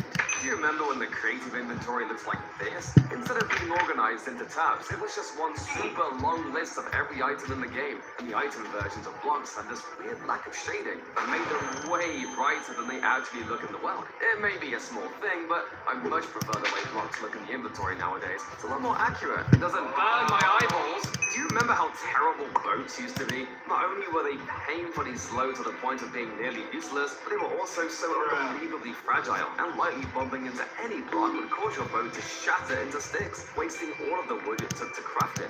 Maybe the reason these boats were so slow was just because they didn't have paddles. I mean, what was Steve doing before? Paddling the boat with his hands? Sounds like this is your own fault, buddy. Fences in Minecraft are 50% more expensive than they used to be. Originally, in order to get a wooden fence, all you need to do is put 6 sticks into the crafting table. Now we have to also add 4 wooden planks to specify what color fence we want. It makes sense that they had to change the recipe to account for having fences in any color, but come on man, this was such a deal! When creative mode was first added to Minecraft, the developers decided to help get you started in every new creative world you create by putting a bunch of random blocks in your inventory. Maybe some people found this useful to quickly get to building something cool, but I think in general, most people probably prefer to chuck everything else and start with an empty hotbar, which they can fill with whatever blocks they wanted to build with themselves. I don't know, I never really understood the point of this feature. I was glad to see it get removed. Let me know if you ever actually just use these default blocks to build with. I bet you'll see them. Doesn't it feel like there are barely any passive mobs that spawn in Minecraft nowadays? That's probably because nowadays, Minecraft has a passive mob count, which limits the number of passive mobs that can spawn in every chunk. This wasn't the case in older versions of the game, and passive mobs would continue spawning anywhere in the world, so players would always be able to find food and wool without having to walk for very long. So I didn't have to feel bad for murdering every animal I saw on sight. They were better times. Carrots and golden carrots have similar textures, but when they were first added in snapshots, it looked cool. I hate it. Oh wait, I meant I just. Skinny carrot, whereas the regular carrot was a big bundle of carrots. It was a little confusing to have 2 similar items be visually depicted in such different ways, especially when one just looks like a regular item and the other looks like a literal bundle of 5 items. But of course, when officially shipped in the full 1.4.2 update, carrots and golden carrots ended up having nearly identical textures, which carried over into the 1.14 texture update too. I mean, if they didn't think golden apples needed a unique shape as compared to regular apples, I'm not quite sure why they thought carrots would need one. Nowadays, Mojang tries to make Minecraft a very ethical game and discourages players from harming innocent animals, but originally the only way you could get wool off of a sheep was by punching it. This was a bit different from other mobs where you got loot from them by actually killing them and putting them out of their misery. The best way to farm wool was to just punch a sheep, wait for it to grow the wool back, and punch it again, continuing the cycle until you slowly beat it to death. Obviously, that was way too cruel to keep in the game, so thank goodness the developers gave us shears. Sorry, sheepy, my bad. Minecraft's fire is very forgiving, but it used to be just as rampant and dangerous as real fires are. If you were lucky enough to generate a lava pool in a forest, well, the forest fire would spread so quickly that you had no shot of putting them out. Best thing you can do is just start gathering materials to build a house in some recently flattened land. Most YouTubers play Minecraft on its brightest setting to make the game easier to watch, but originally, Minecraft was so unbelievably dark and had no way to adjust its brightness. This made exploring any cave feel like walking around in a pitch black room where your torches only let you see a few steps ahead. Honestly, it was a completely different experience, one that was much scarier and more immersive, and it makes me wish Mojang found some sort of way to bring that feeling back to the game. And no, the deep dark doesn't count, it's just too boring. You've probably seen a lot of people build their portal in this 4x5 shape, which is the smallest possible portal you can build in Minecraft. But this isn't just for conserving resources, it's also because in the past, it was impossible to build a portal that was any bigger than this. Where nowadays you can build portals up to a whopping 23 by 23 blocks. The portal structure used to only ever work in this one shape. So if you built a portal room that was an odd number of blocks wide, you'd either have to rebuild the room to be an even instead, or just put 2 portals in the room to compensate. There are many items in Minecraft that are immune to being destroyed. The Nether Star is immune to explosion damage. Netherite items are immune to fire damage, and that's it. Since there aren't many examples, it probably shouldn't come as a surprise that there was a way to actually destroy any of these damage-immune items via a bug. You see, no matter how many items you put inside of a shulker box in the past, the whole thing would get destroyed the moment it touched fire, a cactus, or an explosion. All your netherite gear burned up in an instant. So to make this make a little more sense, Mojang changed the behavior of shulker boxes in 1.17, causing them to spill out their items when destroyed instead of just disappearing immediately. This means that your fireproof items won't just immediately burn, and even some of your other valuable items might have a better chance of jumping out of harm's way. When creative mode was first added, it wasn't perfect, and one of the key missing features was having mobs be neutral towards you. Sure, you were invincible and couldn't take any damage, but as far as the mobs were concerned, you were still something they could attack, so they would just hopelessly chase you like needy fans. This isn't a huge deal for mobs like skeletons, zombies, and spiders, but obviously for creepers, this was an absolute nightmare, since you'd just be minding your own business, building a house in creative mode, and then a creeper would pop by to ruin everything. Since food in Minecraft used to just be used to instantly heal back a few hearts, it actually lacked any sort of proper eating animation. So instead of gradually taking bites out of a cooked pork chop, you just instantly swallow the entire thing whole. Sure, it might be a more efficient way to finish your food, but you might end up with a stomach ache later for luxury. Bows in Minecraft are pretty good, but they're nothing like they were in Minecraft In-Depth. Back then, not only did they have infinite durability, but they also had no charge time, allowing you to spam arrows as fast as you like. These arrows traveled at their maximum speed, so they were really overpowered. So it makes sense that Notch decided to make the bow require a bit of a charge time. Still, it might be nice to get functionality like this back into the current game in some balanced way, like a quick fire enchantment. Creepers actually used to be a lot scarier when they were first added. Nowadays, a creeper gives you a lot of heads up to let you know he's about to blow you up. It makes a little sound, stands perfectly still, and starts flashing white. But originally, creepers would just run up to you, start walking to the side of it, and then blow up super quickly. This almost never felt fair, and it made fighting a creeper a much more terrifying experience, almost guaranteed to result in your builds being destroyed. I'm glad we don't have these creepers in the game anymore. I always have a hard time enough with the new ones. Did you know that you need to be able to change your render distance by just hitting F on your keyboard? Seriously, instead of modifying your render distance in the video settings menu, you used to just tap a key on your keyboard to cycle through a few different preset render distances. Day 56. Between low render distances for performance and high render distances for screenshots. Eventually, this key was removed, and probably for good reason, since I imagine hitting the F key is pretty easy to do by accident. Now F is bound to item swapping, which is why I always accidentally end up with a pickaxe in the wrong hand. When sponges were first added, they looked less like an actual sponge and more like a block of Swiss cheese. Later, when the block was given functionality, its texture was changed, and it looked a lot more like a sponge than it used to. Mojang could have left the block like this, but then in the texture update, where the entire look of Minecraft was given a refresh, they decided to change sponges into this. Yup, it's a cheese block again! More subtle for sure, but still, that's straight cheese, dog. Do you remember the pain of enchanting in older versions of Minecraft, where all of your levels would be taken from you when you enchant one item? Currently, only a few levels are taken, along with your lapis, but originally, if you did a level 30 enchantment, all 30 of your levels were just gone. Not to mention, the original enchantment limit wasn't 30, it was actually 50! So, trying to upgrade all of your gear to the maximum level was an insane grind, and repairing your items was a pain, especially considering mending didn't exist yet. So, all of your tools would eventually break anyway. Honestly, maybe the game was better off like that. Creative mode feels like one of Minecraft's main game modes, but back in Minecraft Beta, it didn't even officially exist. The only way to play something like creative mode was to use mods that gave you infinite items. But I never did that. I always got my items legit. Using a shovel on the ground to create path blocks is one of the easiest ways to give your Minecraft build some nice looking roads, but it used to be much more annoying to actually create them, since originally path blocks would only ever be created if you specifically used a shovel on a grass block. This meant that if you had one block of dirt in the middle of your path, you'd have to somehow get grass to spread onto it if you wanted to button it down with the rest of its surrounding blocks. This was obviously way too annoying, so Mojang eventually allowed us to just create path blocks using any dirt-like block, including coarse dirt, odzol, and mycelium. Just don't ask where the yellow grass comes from when doing it on a dirt block. Your guess is as good as mine. Flowing water is able to push entities around, but weirdly enough, flowing lava wasn't previously able to do this. For the longest time, if a player with fire resistance stood inside flowing lava, they would just stand perfectly still. This was probably an oversight by the developers, who thought there was no point in making lava push mobs, since they're likely going to die so quickly. Oh no. Time to do the big nether update in 1.16, they realized that the sheer number of fire-resistant mobs probably justified giving lava this feature, and now making mob farms in the nether is significantly easier than it used to be. Pigs seem pretty useless nowadays since they only drop pork chops, which aren't even the best food in the game. But originally, pigs were super useful because pork chops were the only food in the game.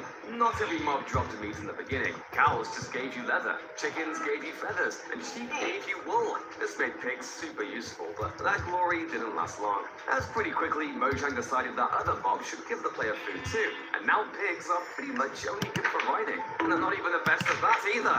Useless pig! Enchanting already feels like it takes a lot of luck, but when enchanting tables were first added, it was literal gambling. The current enchanting tables allows you to preview one of the enchantments you could get on your item, but this didn't always exist. You just had to cross your fingers and hope that whatever you're about to spend all of your levels on is going to be worth it. And this aqua Affinity. Great, thanks. One odd thing about the original cactus block is the fact that it had black spines. I mean, if you look at almost any cactus in the world, you'll probably notice that it has white spines, so these black spines didn't feel super true to life. So the block was changed to have white spines to be more realistic. And later on, it was also updated to grow flowers on top of itself, making the desert significantly nicer to look at with the cactus flowers and dry grass combined. Though apparently farming these cactus flowers is kind of a pain, so good luck getting enough of them to use in a custom build. There are over 1,000 items in Minecraft, and that number just keeps going up with every update. So the fact that the creative inventory has tabs and a search bar makes it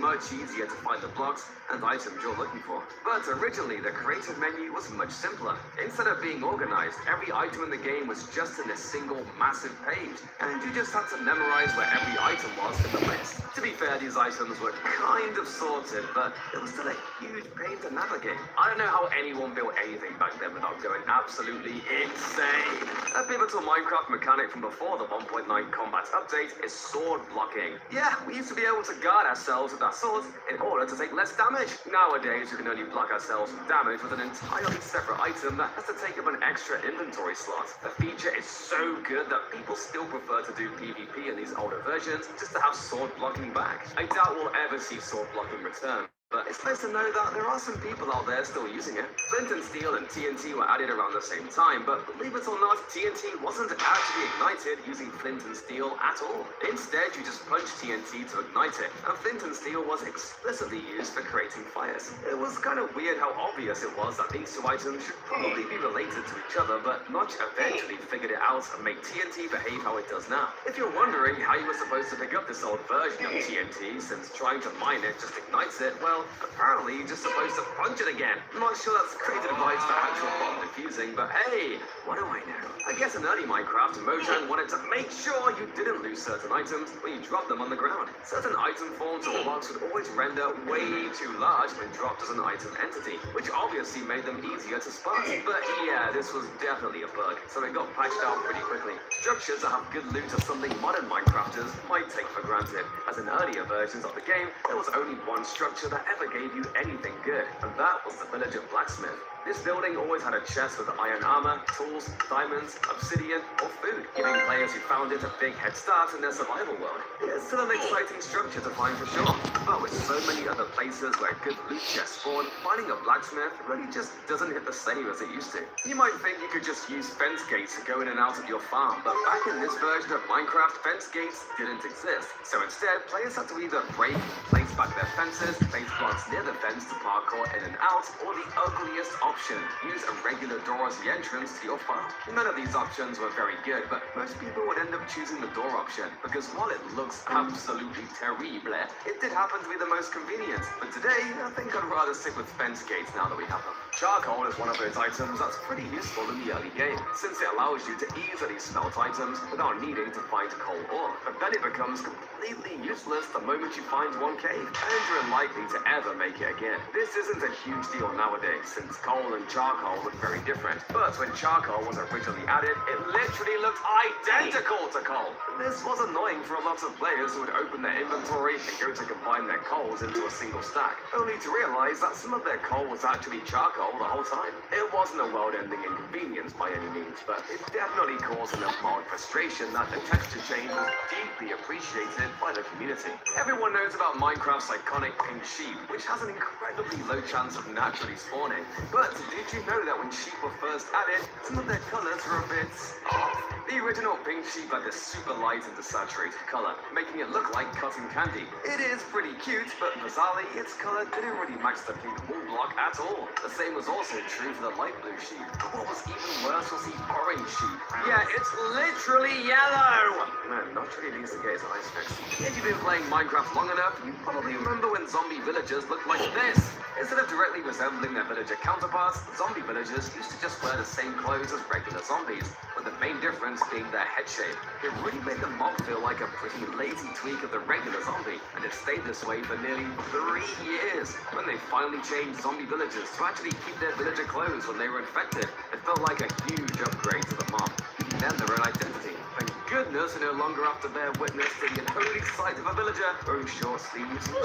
Minecraft has so many flowers, with new ones still being added in recent updates. But for the longest time, the only flowers in the game were just these two, the dandelion and the rose. For over 4 years, if you wanted to bring life and color to your build, these were your only options, making any flower fields just look like they were covered in splatters of ketchup and mustard. Thank goodness they eventually added flowers like tulips, lilacs, and eye blossoms, because the game desperately needed them.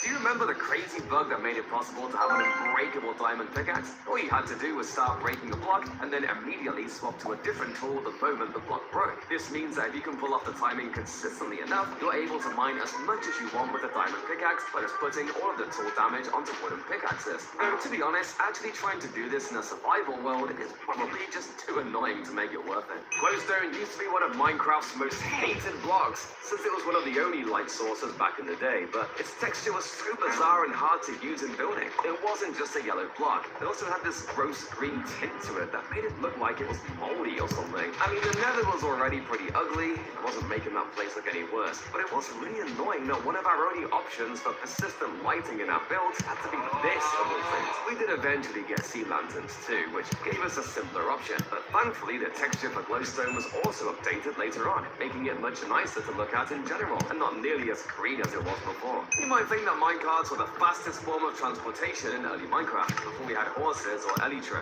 but there was actually a faster way. Boats. No, I'm not talking about sailing in the ocean. I'm talking about building boat bridges. By placing a series of boats all in a line, you can spam right-click to instantly travel from one boat to the next, allowing you to transport yourself across pretty long distances in a matter of seconds. As an added bonus, building a couple of boats is much cheaper than crafting minecarts and rails. Ironically, boats are still better I'll be back. since they move so fast on top of ice. Seriously, why do we even have minecarts at this point? For whatever reason, Mojang cannot decide what to do with the cow's horns. When cows were first added to Minecraft, they were black instead of brown, and didn't have any horns at all. But when they were eventually updated to look a little nicer, the developers didn't seem to agree on where its new horns should sit. On the front of the head, the back of the head, inside of the head? Who knows? What I do know is the fact that cows should absolutely not have this weird new snout they've gotten in more recent updates. You've officially entered the darkest timeline. If you played Minecraft in beta, then you probably know that many of Minecraft's main survival mechanics weren't actually added until the game's full release, including the hunger system. In the past, the player didn't have a hunger bar at all, and eating food would just directly heal back some of your hearts. You may think that this made food much more powerful in the past, but there's one missing feature that honestly makes food way better in the modern game, and that's sprinting. Since having a full hunger bar lets you sprint, it's much easier to evade and escape from attacking mobs. Back in the day, players walked incredibly slowly. So if you were facing off against something like a skeleton, your only options were to win the fight or die. And since food didn't stack, you effectively had to fill your entire hotbar with food if you wanted to be able to heal yourself quickly. Yeah, I'm not going to be nostalgic about this one. Food is much better than it used to be. Minecraft egg icons used to all look pretty much the same, and it was almost extremely difficult to tell certain eggs apart. However, in the 2025 spring drop, every single spawn egg was given its own unique texture directly inspired by the mob it's meant to spawn. Now it's much more obvious to see that this is a polar bear, and this is a panda. Minecraft has dozens and dozens of diverse biomes nowadays. It's easy to forget that it all started with this simple forest biome. Bright green grass, bright green trees, and some small hills. Nothing crazy, but it still felt like home. During Minecraft Inf Dev, axes used to look less like they were primed to chop trees and more primed to take into battle. That's because they had two axes on the head, making them look extremely destructive and deadly.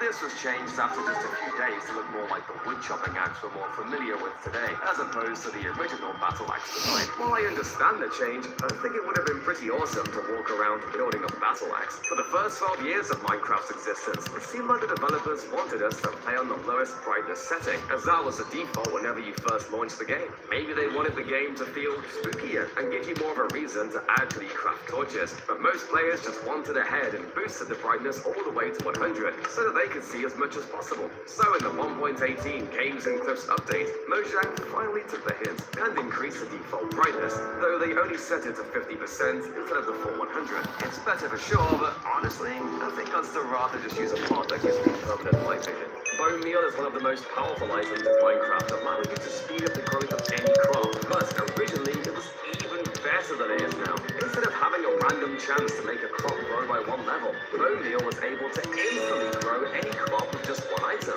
This gave players a very good reason to hunt skeletons, since with just a few bones, you could quickly and easily get a ton of wood or food instead of having to wait for such a long time. Trust me, you haven't felt real power until you've tried using Bone Meal before the 1.5 update. It's crazy to think that for much of the game's early life, players had to literally memorize every crafting recipe in the game, or if you're like me, you just Google a recipe if you needed to craft something. You see, the in-game recipe book wasn't even added to Minecraft until the 1.12 update. For the first 8 years of the game's existence, players had to strictly rely upon online sources like YouTube in order to learn how to craft anything in the game. This makes sense since for the longest time, Notch was opposed to adding any sort of tutorial to the game, as he wanted players to naturally discover most of Minecraft's features. Of course, Minecraft would eventually have so many items and mechanics that some form of in-game guides would eventually become necessary. And I think a combination of the crafting guide and the advancements menu is a pretty good compromise.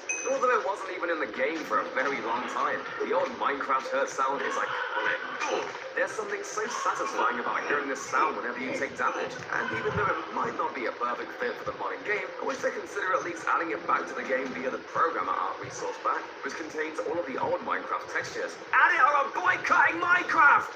Since most of Minecraft's early textures were just made by the programmers instead of actual pixel artists, some of them looked a little rough. And No Texture was a better example of this than the texture for Netherrack. This block was incredibly noisy and gross to look at, making it not only completely useless for building, but also genuinely uncomfortable to think about stepping on. Thank goodness Netherrack was later updated to look more like a redstone-like material, instead of looking like something that's honestly too gory to put in a kid's game. The chest feels like it's been around since the beginning of Minecraft, having undergone very few changes. But did you know that originally, instead of having a slightly slimmer block model with an opening animation, it was literally just a solid block? It didn't animate. The double chest variant looked really weird, and it wasn't even rotatable. The latch just always faced west. I'm very glad we now have the new model and animation, because the old chest just didn't feel right.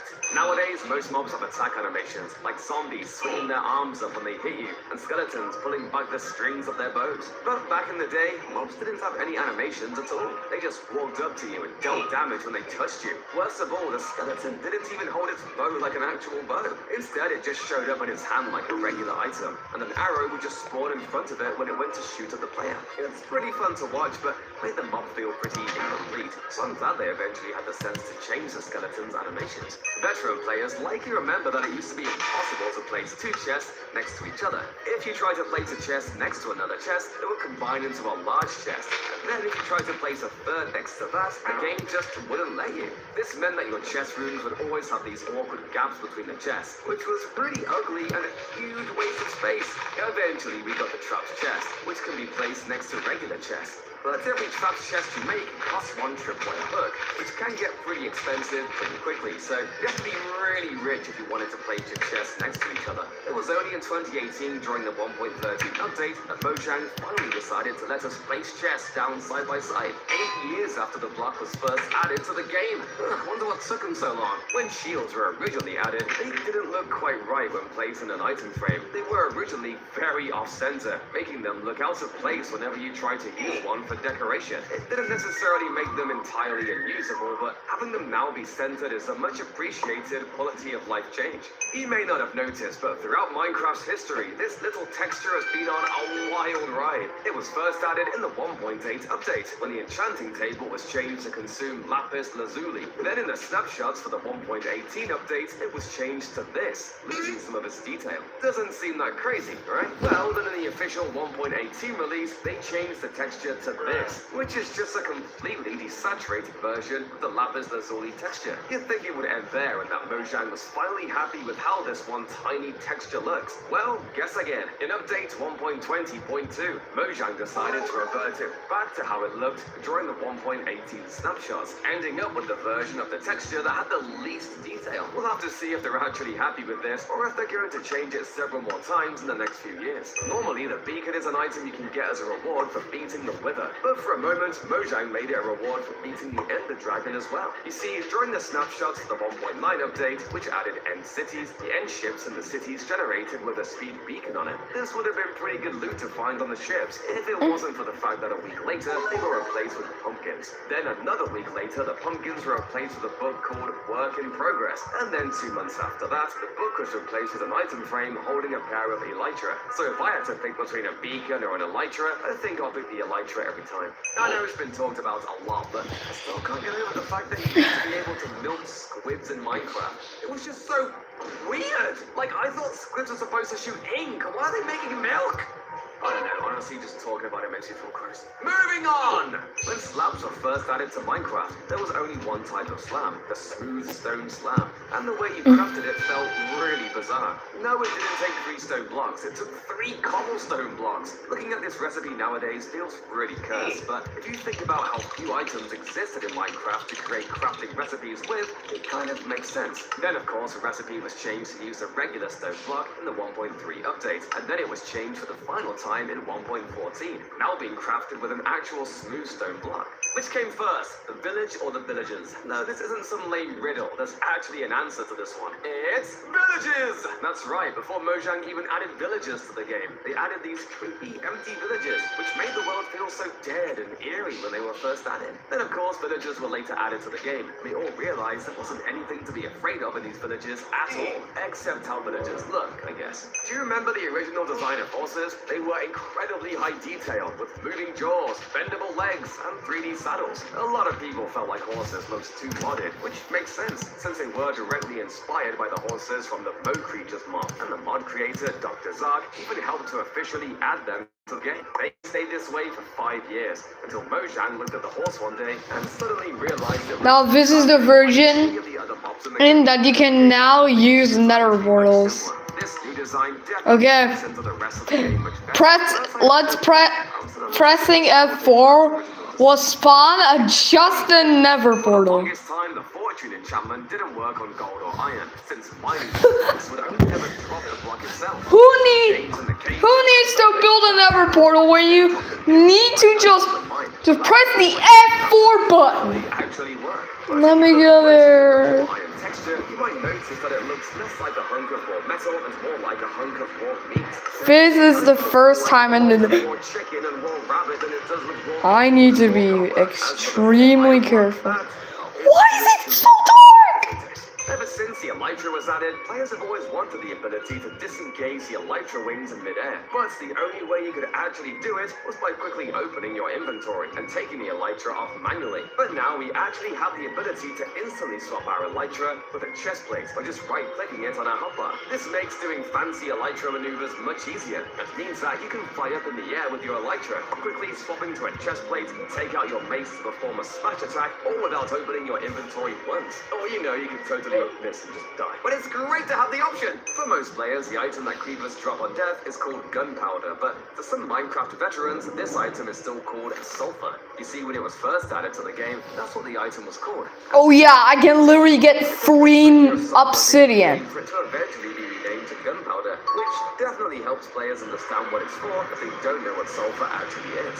Everyone knows now that a bow can be used to negate all fall damage. It's a useful life hack, but just be sure not to do this in versions before Minecraft 1.7.2, because back then, falling from a boat was just like falling on your feet, which is to say, very, very painful. Of course, it doesn't really make much sense that the boat would save you from taking full damage.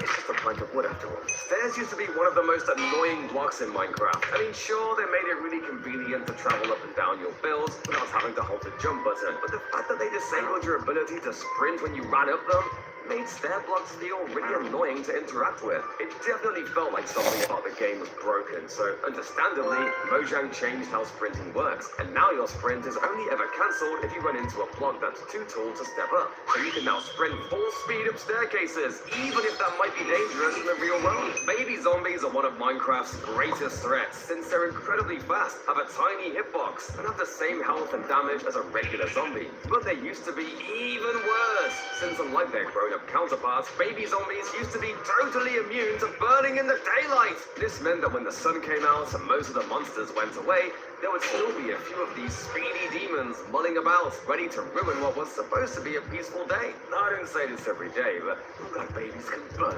now. If you were picking the default keybind for Minecraft, what key would you pick for opening your inventory? Well, the letter I might be an obvious pick, but if you think about where it is on the keyboard, it's a little too far away from any of the other keys the player uses regularly. Regardless, this was actually the original inventory keybind, and apparently some people still rebind the inventory key to I to this day, since they're so used to it. Personally, I think that's absolutely foul. I keep inventory bound to caps lock.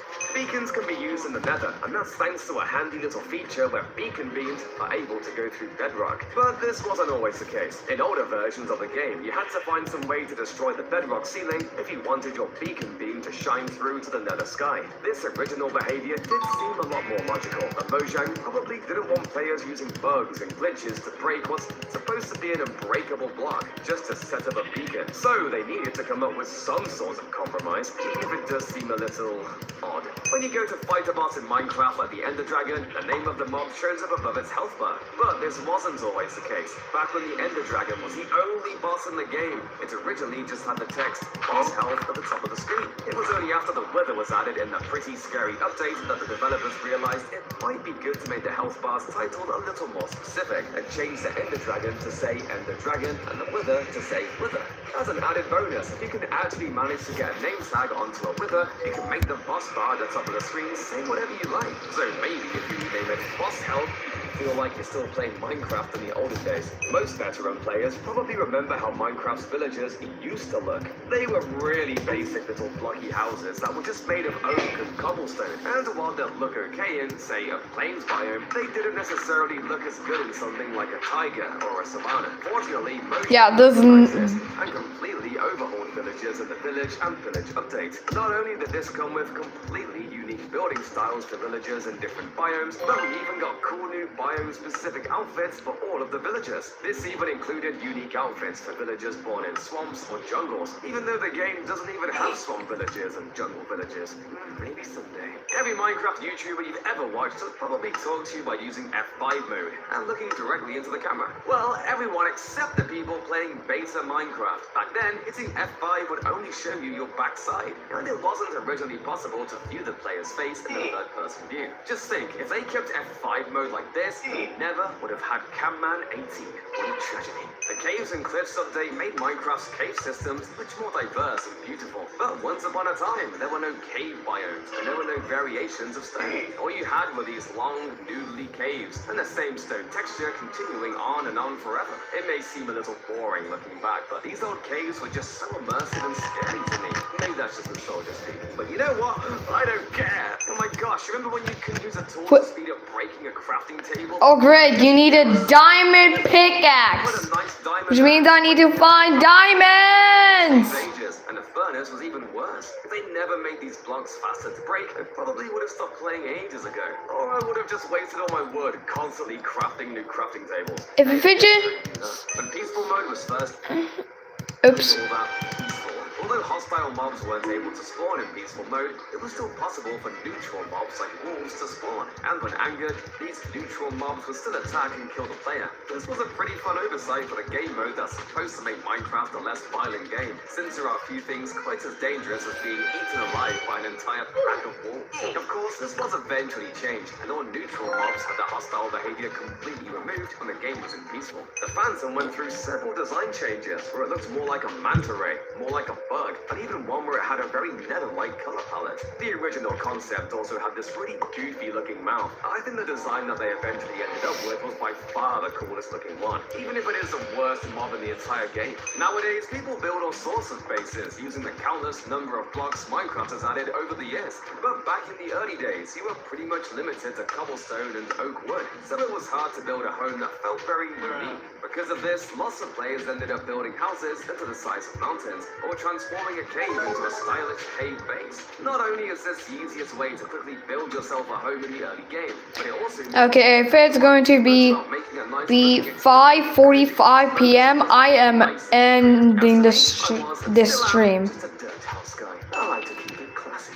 getting your crops trampled is one of the most annoying things that can happen in Minecraft, but it used to be so much worse. Currently, a crop will be trampled if a mob falls or jumps on the block, but originally you could trample crops by just walking on them. This meant that you literally couldn't collect the items from your farm without having to retill the land. Additionally, this also meant that any farms you made that didn't have fences around them were pretty much guaranteed to be ruined by mobs walking by at some point, making it extra important to fence in your crops. Although many of Minecraft's features have their roots in realism, but some of these Oh, welcome back, Isabella aren't Detchik. actually accurate to the real world at all. For example, Minecraft's sun used to rise in the north and set in the south, whereas the sun in the real world rises in the east and sets in the west. I guess when Notch was adding the day-night cycle, he didn't think much about which direction it was going in, and it was only fixed later on when the community pointed out that the sun's rising direction wasn't very realistic. Sometimes a community caring about realism is a pretty good thing, like when Mojang changed the item used to tame parrots from cookies to seeds. But in other cases, features like the fireflies have gotten completely removed. So maybe we should be careful about making Minecraft realistic in the future. When you cast out your fishing rod in Minecraft versions before beta 1.6, instead of using the current cast fishing rod texture, you just used the stick texture. This made it look like the fishing rod's reel just disappeared while you were using the fishing rod, and reappeared when you pulled the hook back in, which really didn't make any sense at all. I mean, seriously, this is just a stick! Zombies are one of Minecraft's first mobs, and as such, the item they originally dropped was literally just a placeholder, feathers. Why exactly would a zombie have feathers in it? I don't know. Maybe it's stuffed like a pillow. Maybe it ate chicken feathers and all. Could be anything. The better question is this: why do zombies burn in the sun? What, are they like vampires? Although these are technically called advancements in-game, pretty much everyone just calls them achievements, since that's what they were originally called. And that's the word most games use. For some reason, when they overhauled the achievement system, they also decided to rename them to advancements instead. You could argue that the rename makes more sense, since most of the advancements in Minecraft are things you do to advance in the game. But I think I'll stick with calling them what they actually are. Iceboat highways are one of the fastest ways to travel in Minecraft. It's faster than minecars and Elytra by a staggering margin. But building one of these highways in older versions of Minecraft is an incredible waste of time. Ice was added to Minecraft back in 2012, but it wasn't until 2016 that the physics of boats were overhauled, and their quirky tendency to move faster on ice was added to the game. For those 4 years, the concept of putting a boat on ice as an alternative to minecars was ridiculous, and it certainly wasn't any better than literally just walking. Minecraft's original death screen was pretty similar to how it looks today, but there was one very significant difference. Instead of the screen reading "you died," it just said "game over." This was maybe a bit misleading because the phrase "game over" might make the player think they've lost all their progress and have to start over, which obviously isn't true unless you're playing in hardcore mode. For that reason, I think "you died" fits a lot better for a survival game like Minecraft, where you effectively have infinite lives. When the bamboo block was added to Minecraft, its texture was yellow, which was accurate to how bamboo looked in the real world, a green outer layer and a yellow interior. However, since they were also adding the stripped bamboo block, which was entirely yellow, players were a little disappointed that the top of the regular bamboo block wasn't green. So despite it not necessarily being the most accurate, Mojang decided to give in and make the block entirely green, giving us one more texture to build with. When the armadillo was first added in Snapshot 23W51A, it looked like this! Look at those eyes! Yeah, for some reason the texture artists at Mojang thought that placing the armadillo's eyes on the front of its tiny head was better than placing them on the sides. People pretty quickly started making fun of this design, so just a few weeks later, the texture was changed, and we all quickly forgot about Dub Face Armadillo. You know, they say if its eyes are on the front of its face, it's a predator. From illegal shapes to pumpkin variations, here are 97 Minecraft things you didn't know existed. Check out my colored maps! They're possible to obtain in completely vanilla Minecraft. That's because when you give yourself a map item, you're able to specify the color of the map that you get. My favorite is this red one. When you get mining fatigue, you probably know that digging anything becomes significantly slower. However, have you ever wondered what the effect icon represents? If you think it looks like a spoon, you're actually right. It symbolizes how slow mining becomes, as if you're practically digging with a spoon. Did you know you could get command blocks Island. in survival mode? Well, sort of. You can use map arts to create what looks like illegal blocks, such as command blocks and bedrock. These map blocks aren't functional, but they're a great way to shock your friends. You can create a server-wide newspaper using maps in Minecraft. Just hand them out to players, and whatever you build in the map area will update on all the maps you handed out. This method is particularly effective for communicating with players in survival mode. It's being used on the Anarchy server 2B2T, where players distributed new maps. However, they often had their newspapers grieved, so be careful! Did you know in the Bedrock edition, if you hold out an emerald, villagers will show you what items they have to trade? Now I can immediately tell these villagers are all trying to scam me! You use slime blocks and pistons to launch a boat straight up. It creates an unusual glitch. The boat falls back down in an odd bouncing motion as if it's hovering mid-air. It's not a huge bug, but it makes boat wave machines impossible to build. Create a lighting system in Minecraft that mimics the sun during the day and the moon at night. Building it is pretty simple too. Just have a few of the lamps powered on permanently, while the others have daylight sensors on top to activate during the day. Tiger trees can be pretty annoying to cut down since you can't reach the top blocks. A simple solution is to use doors. Placing a door lets you stack up 2 blocks high, making it easy to collect those pesky logs. When you're ready to get down, just mine the log underneath the door to break them both at the same time. Now you have no excuse for leaving floating trees around. You can create floating lava using a specific setup involving pistons, redstone blocks, and slime blocks. Once you remove the blocks, the lava will be left floating in the air. The same method works for water. It's a unique trick you can do to surprise your friends. The Totem of Undying used to be terrible. When it was initially added, if you fell into lava and died, the totem would activate to save you, but you would immediately die to the flames again. Fortunately, in 1.16.2, this was changed so you get 40 seconds of fire resistance when the totem pops.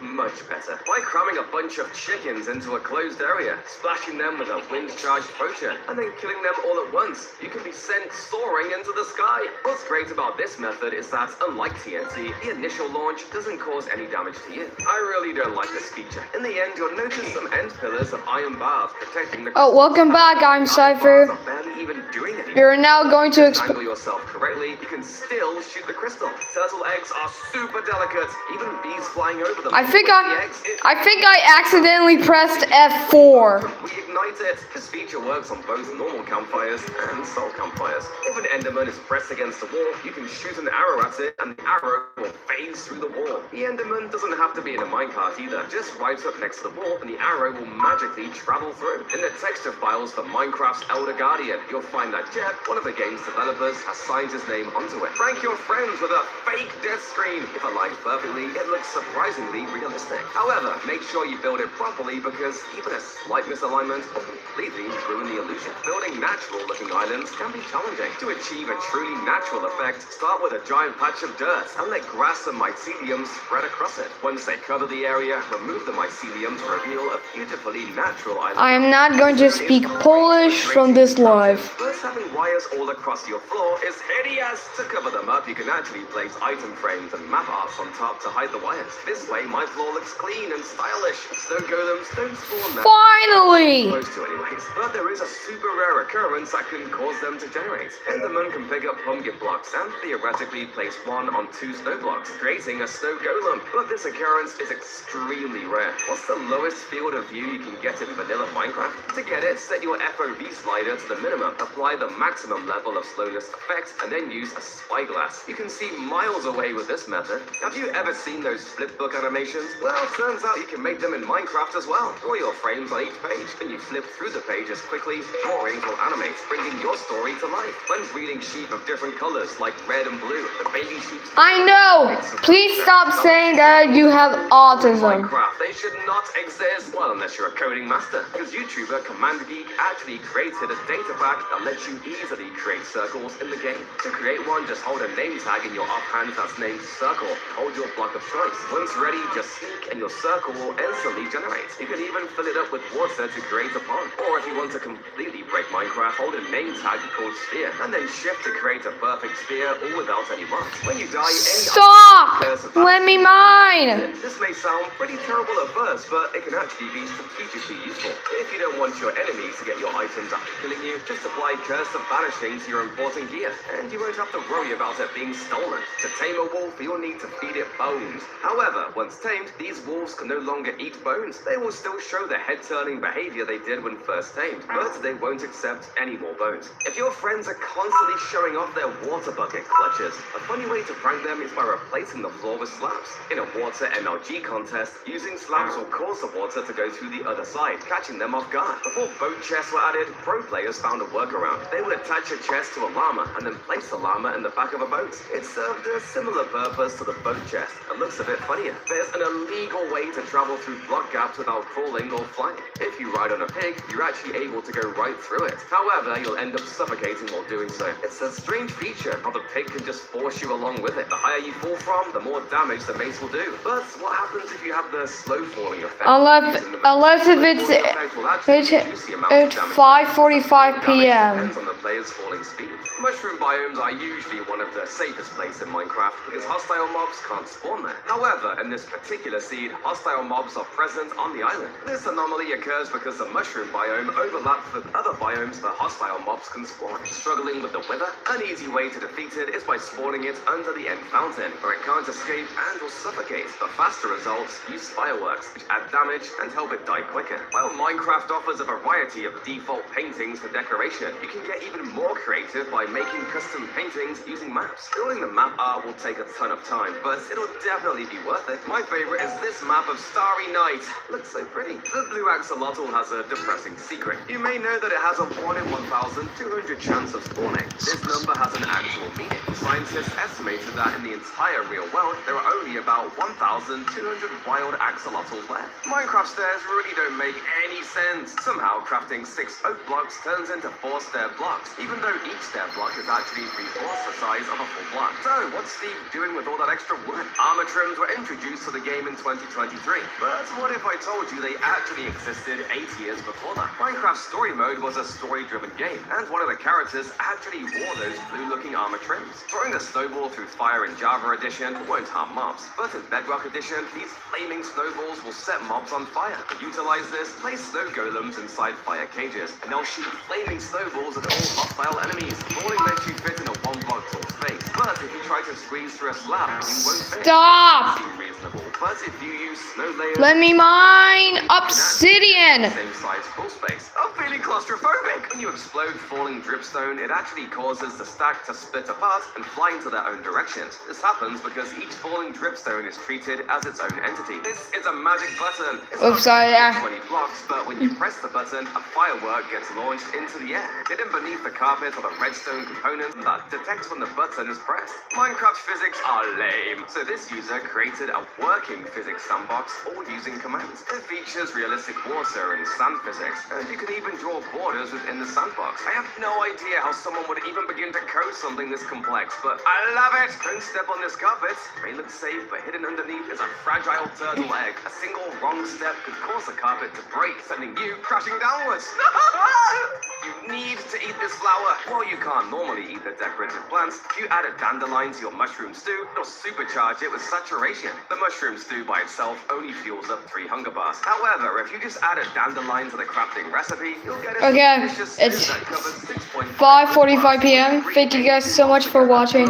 Don't forget to subscribe, and I will see you next live.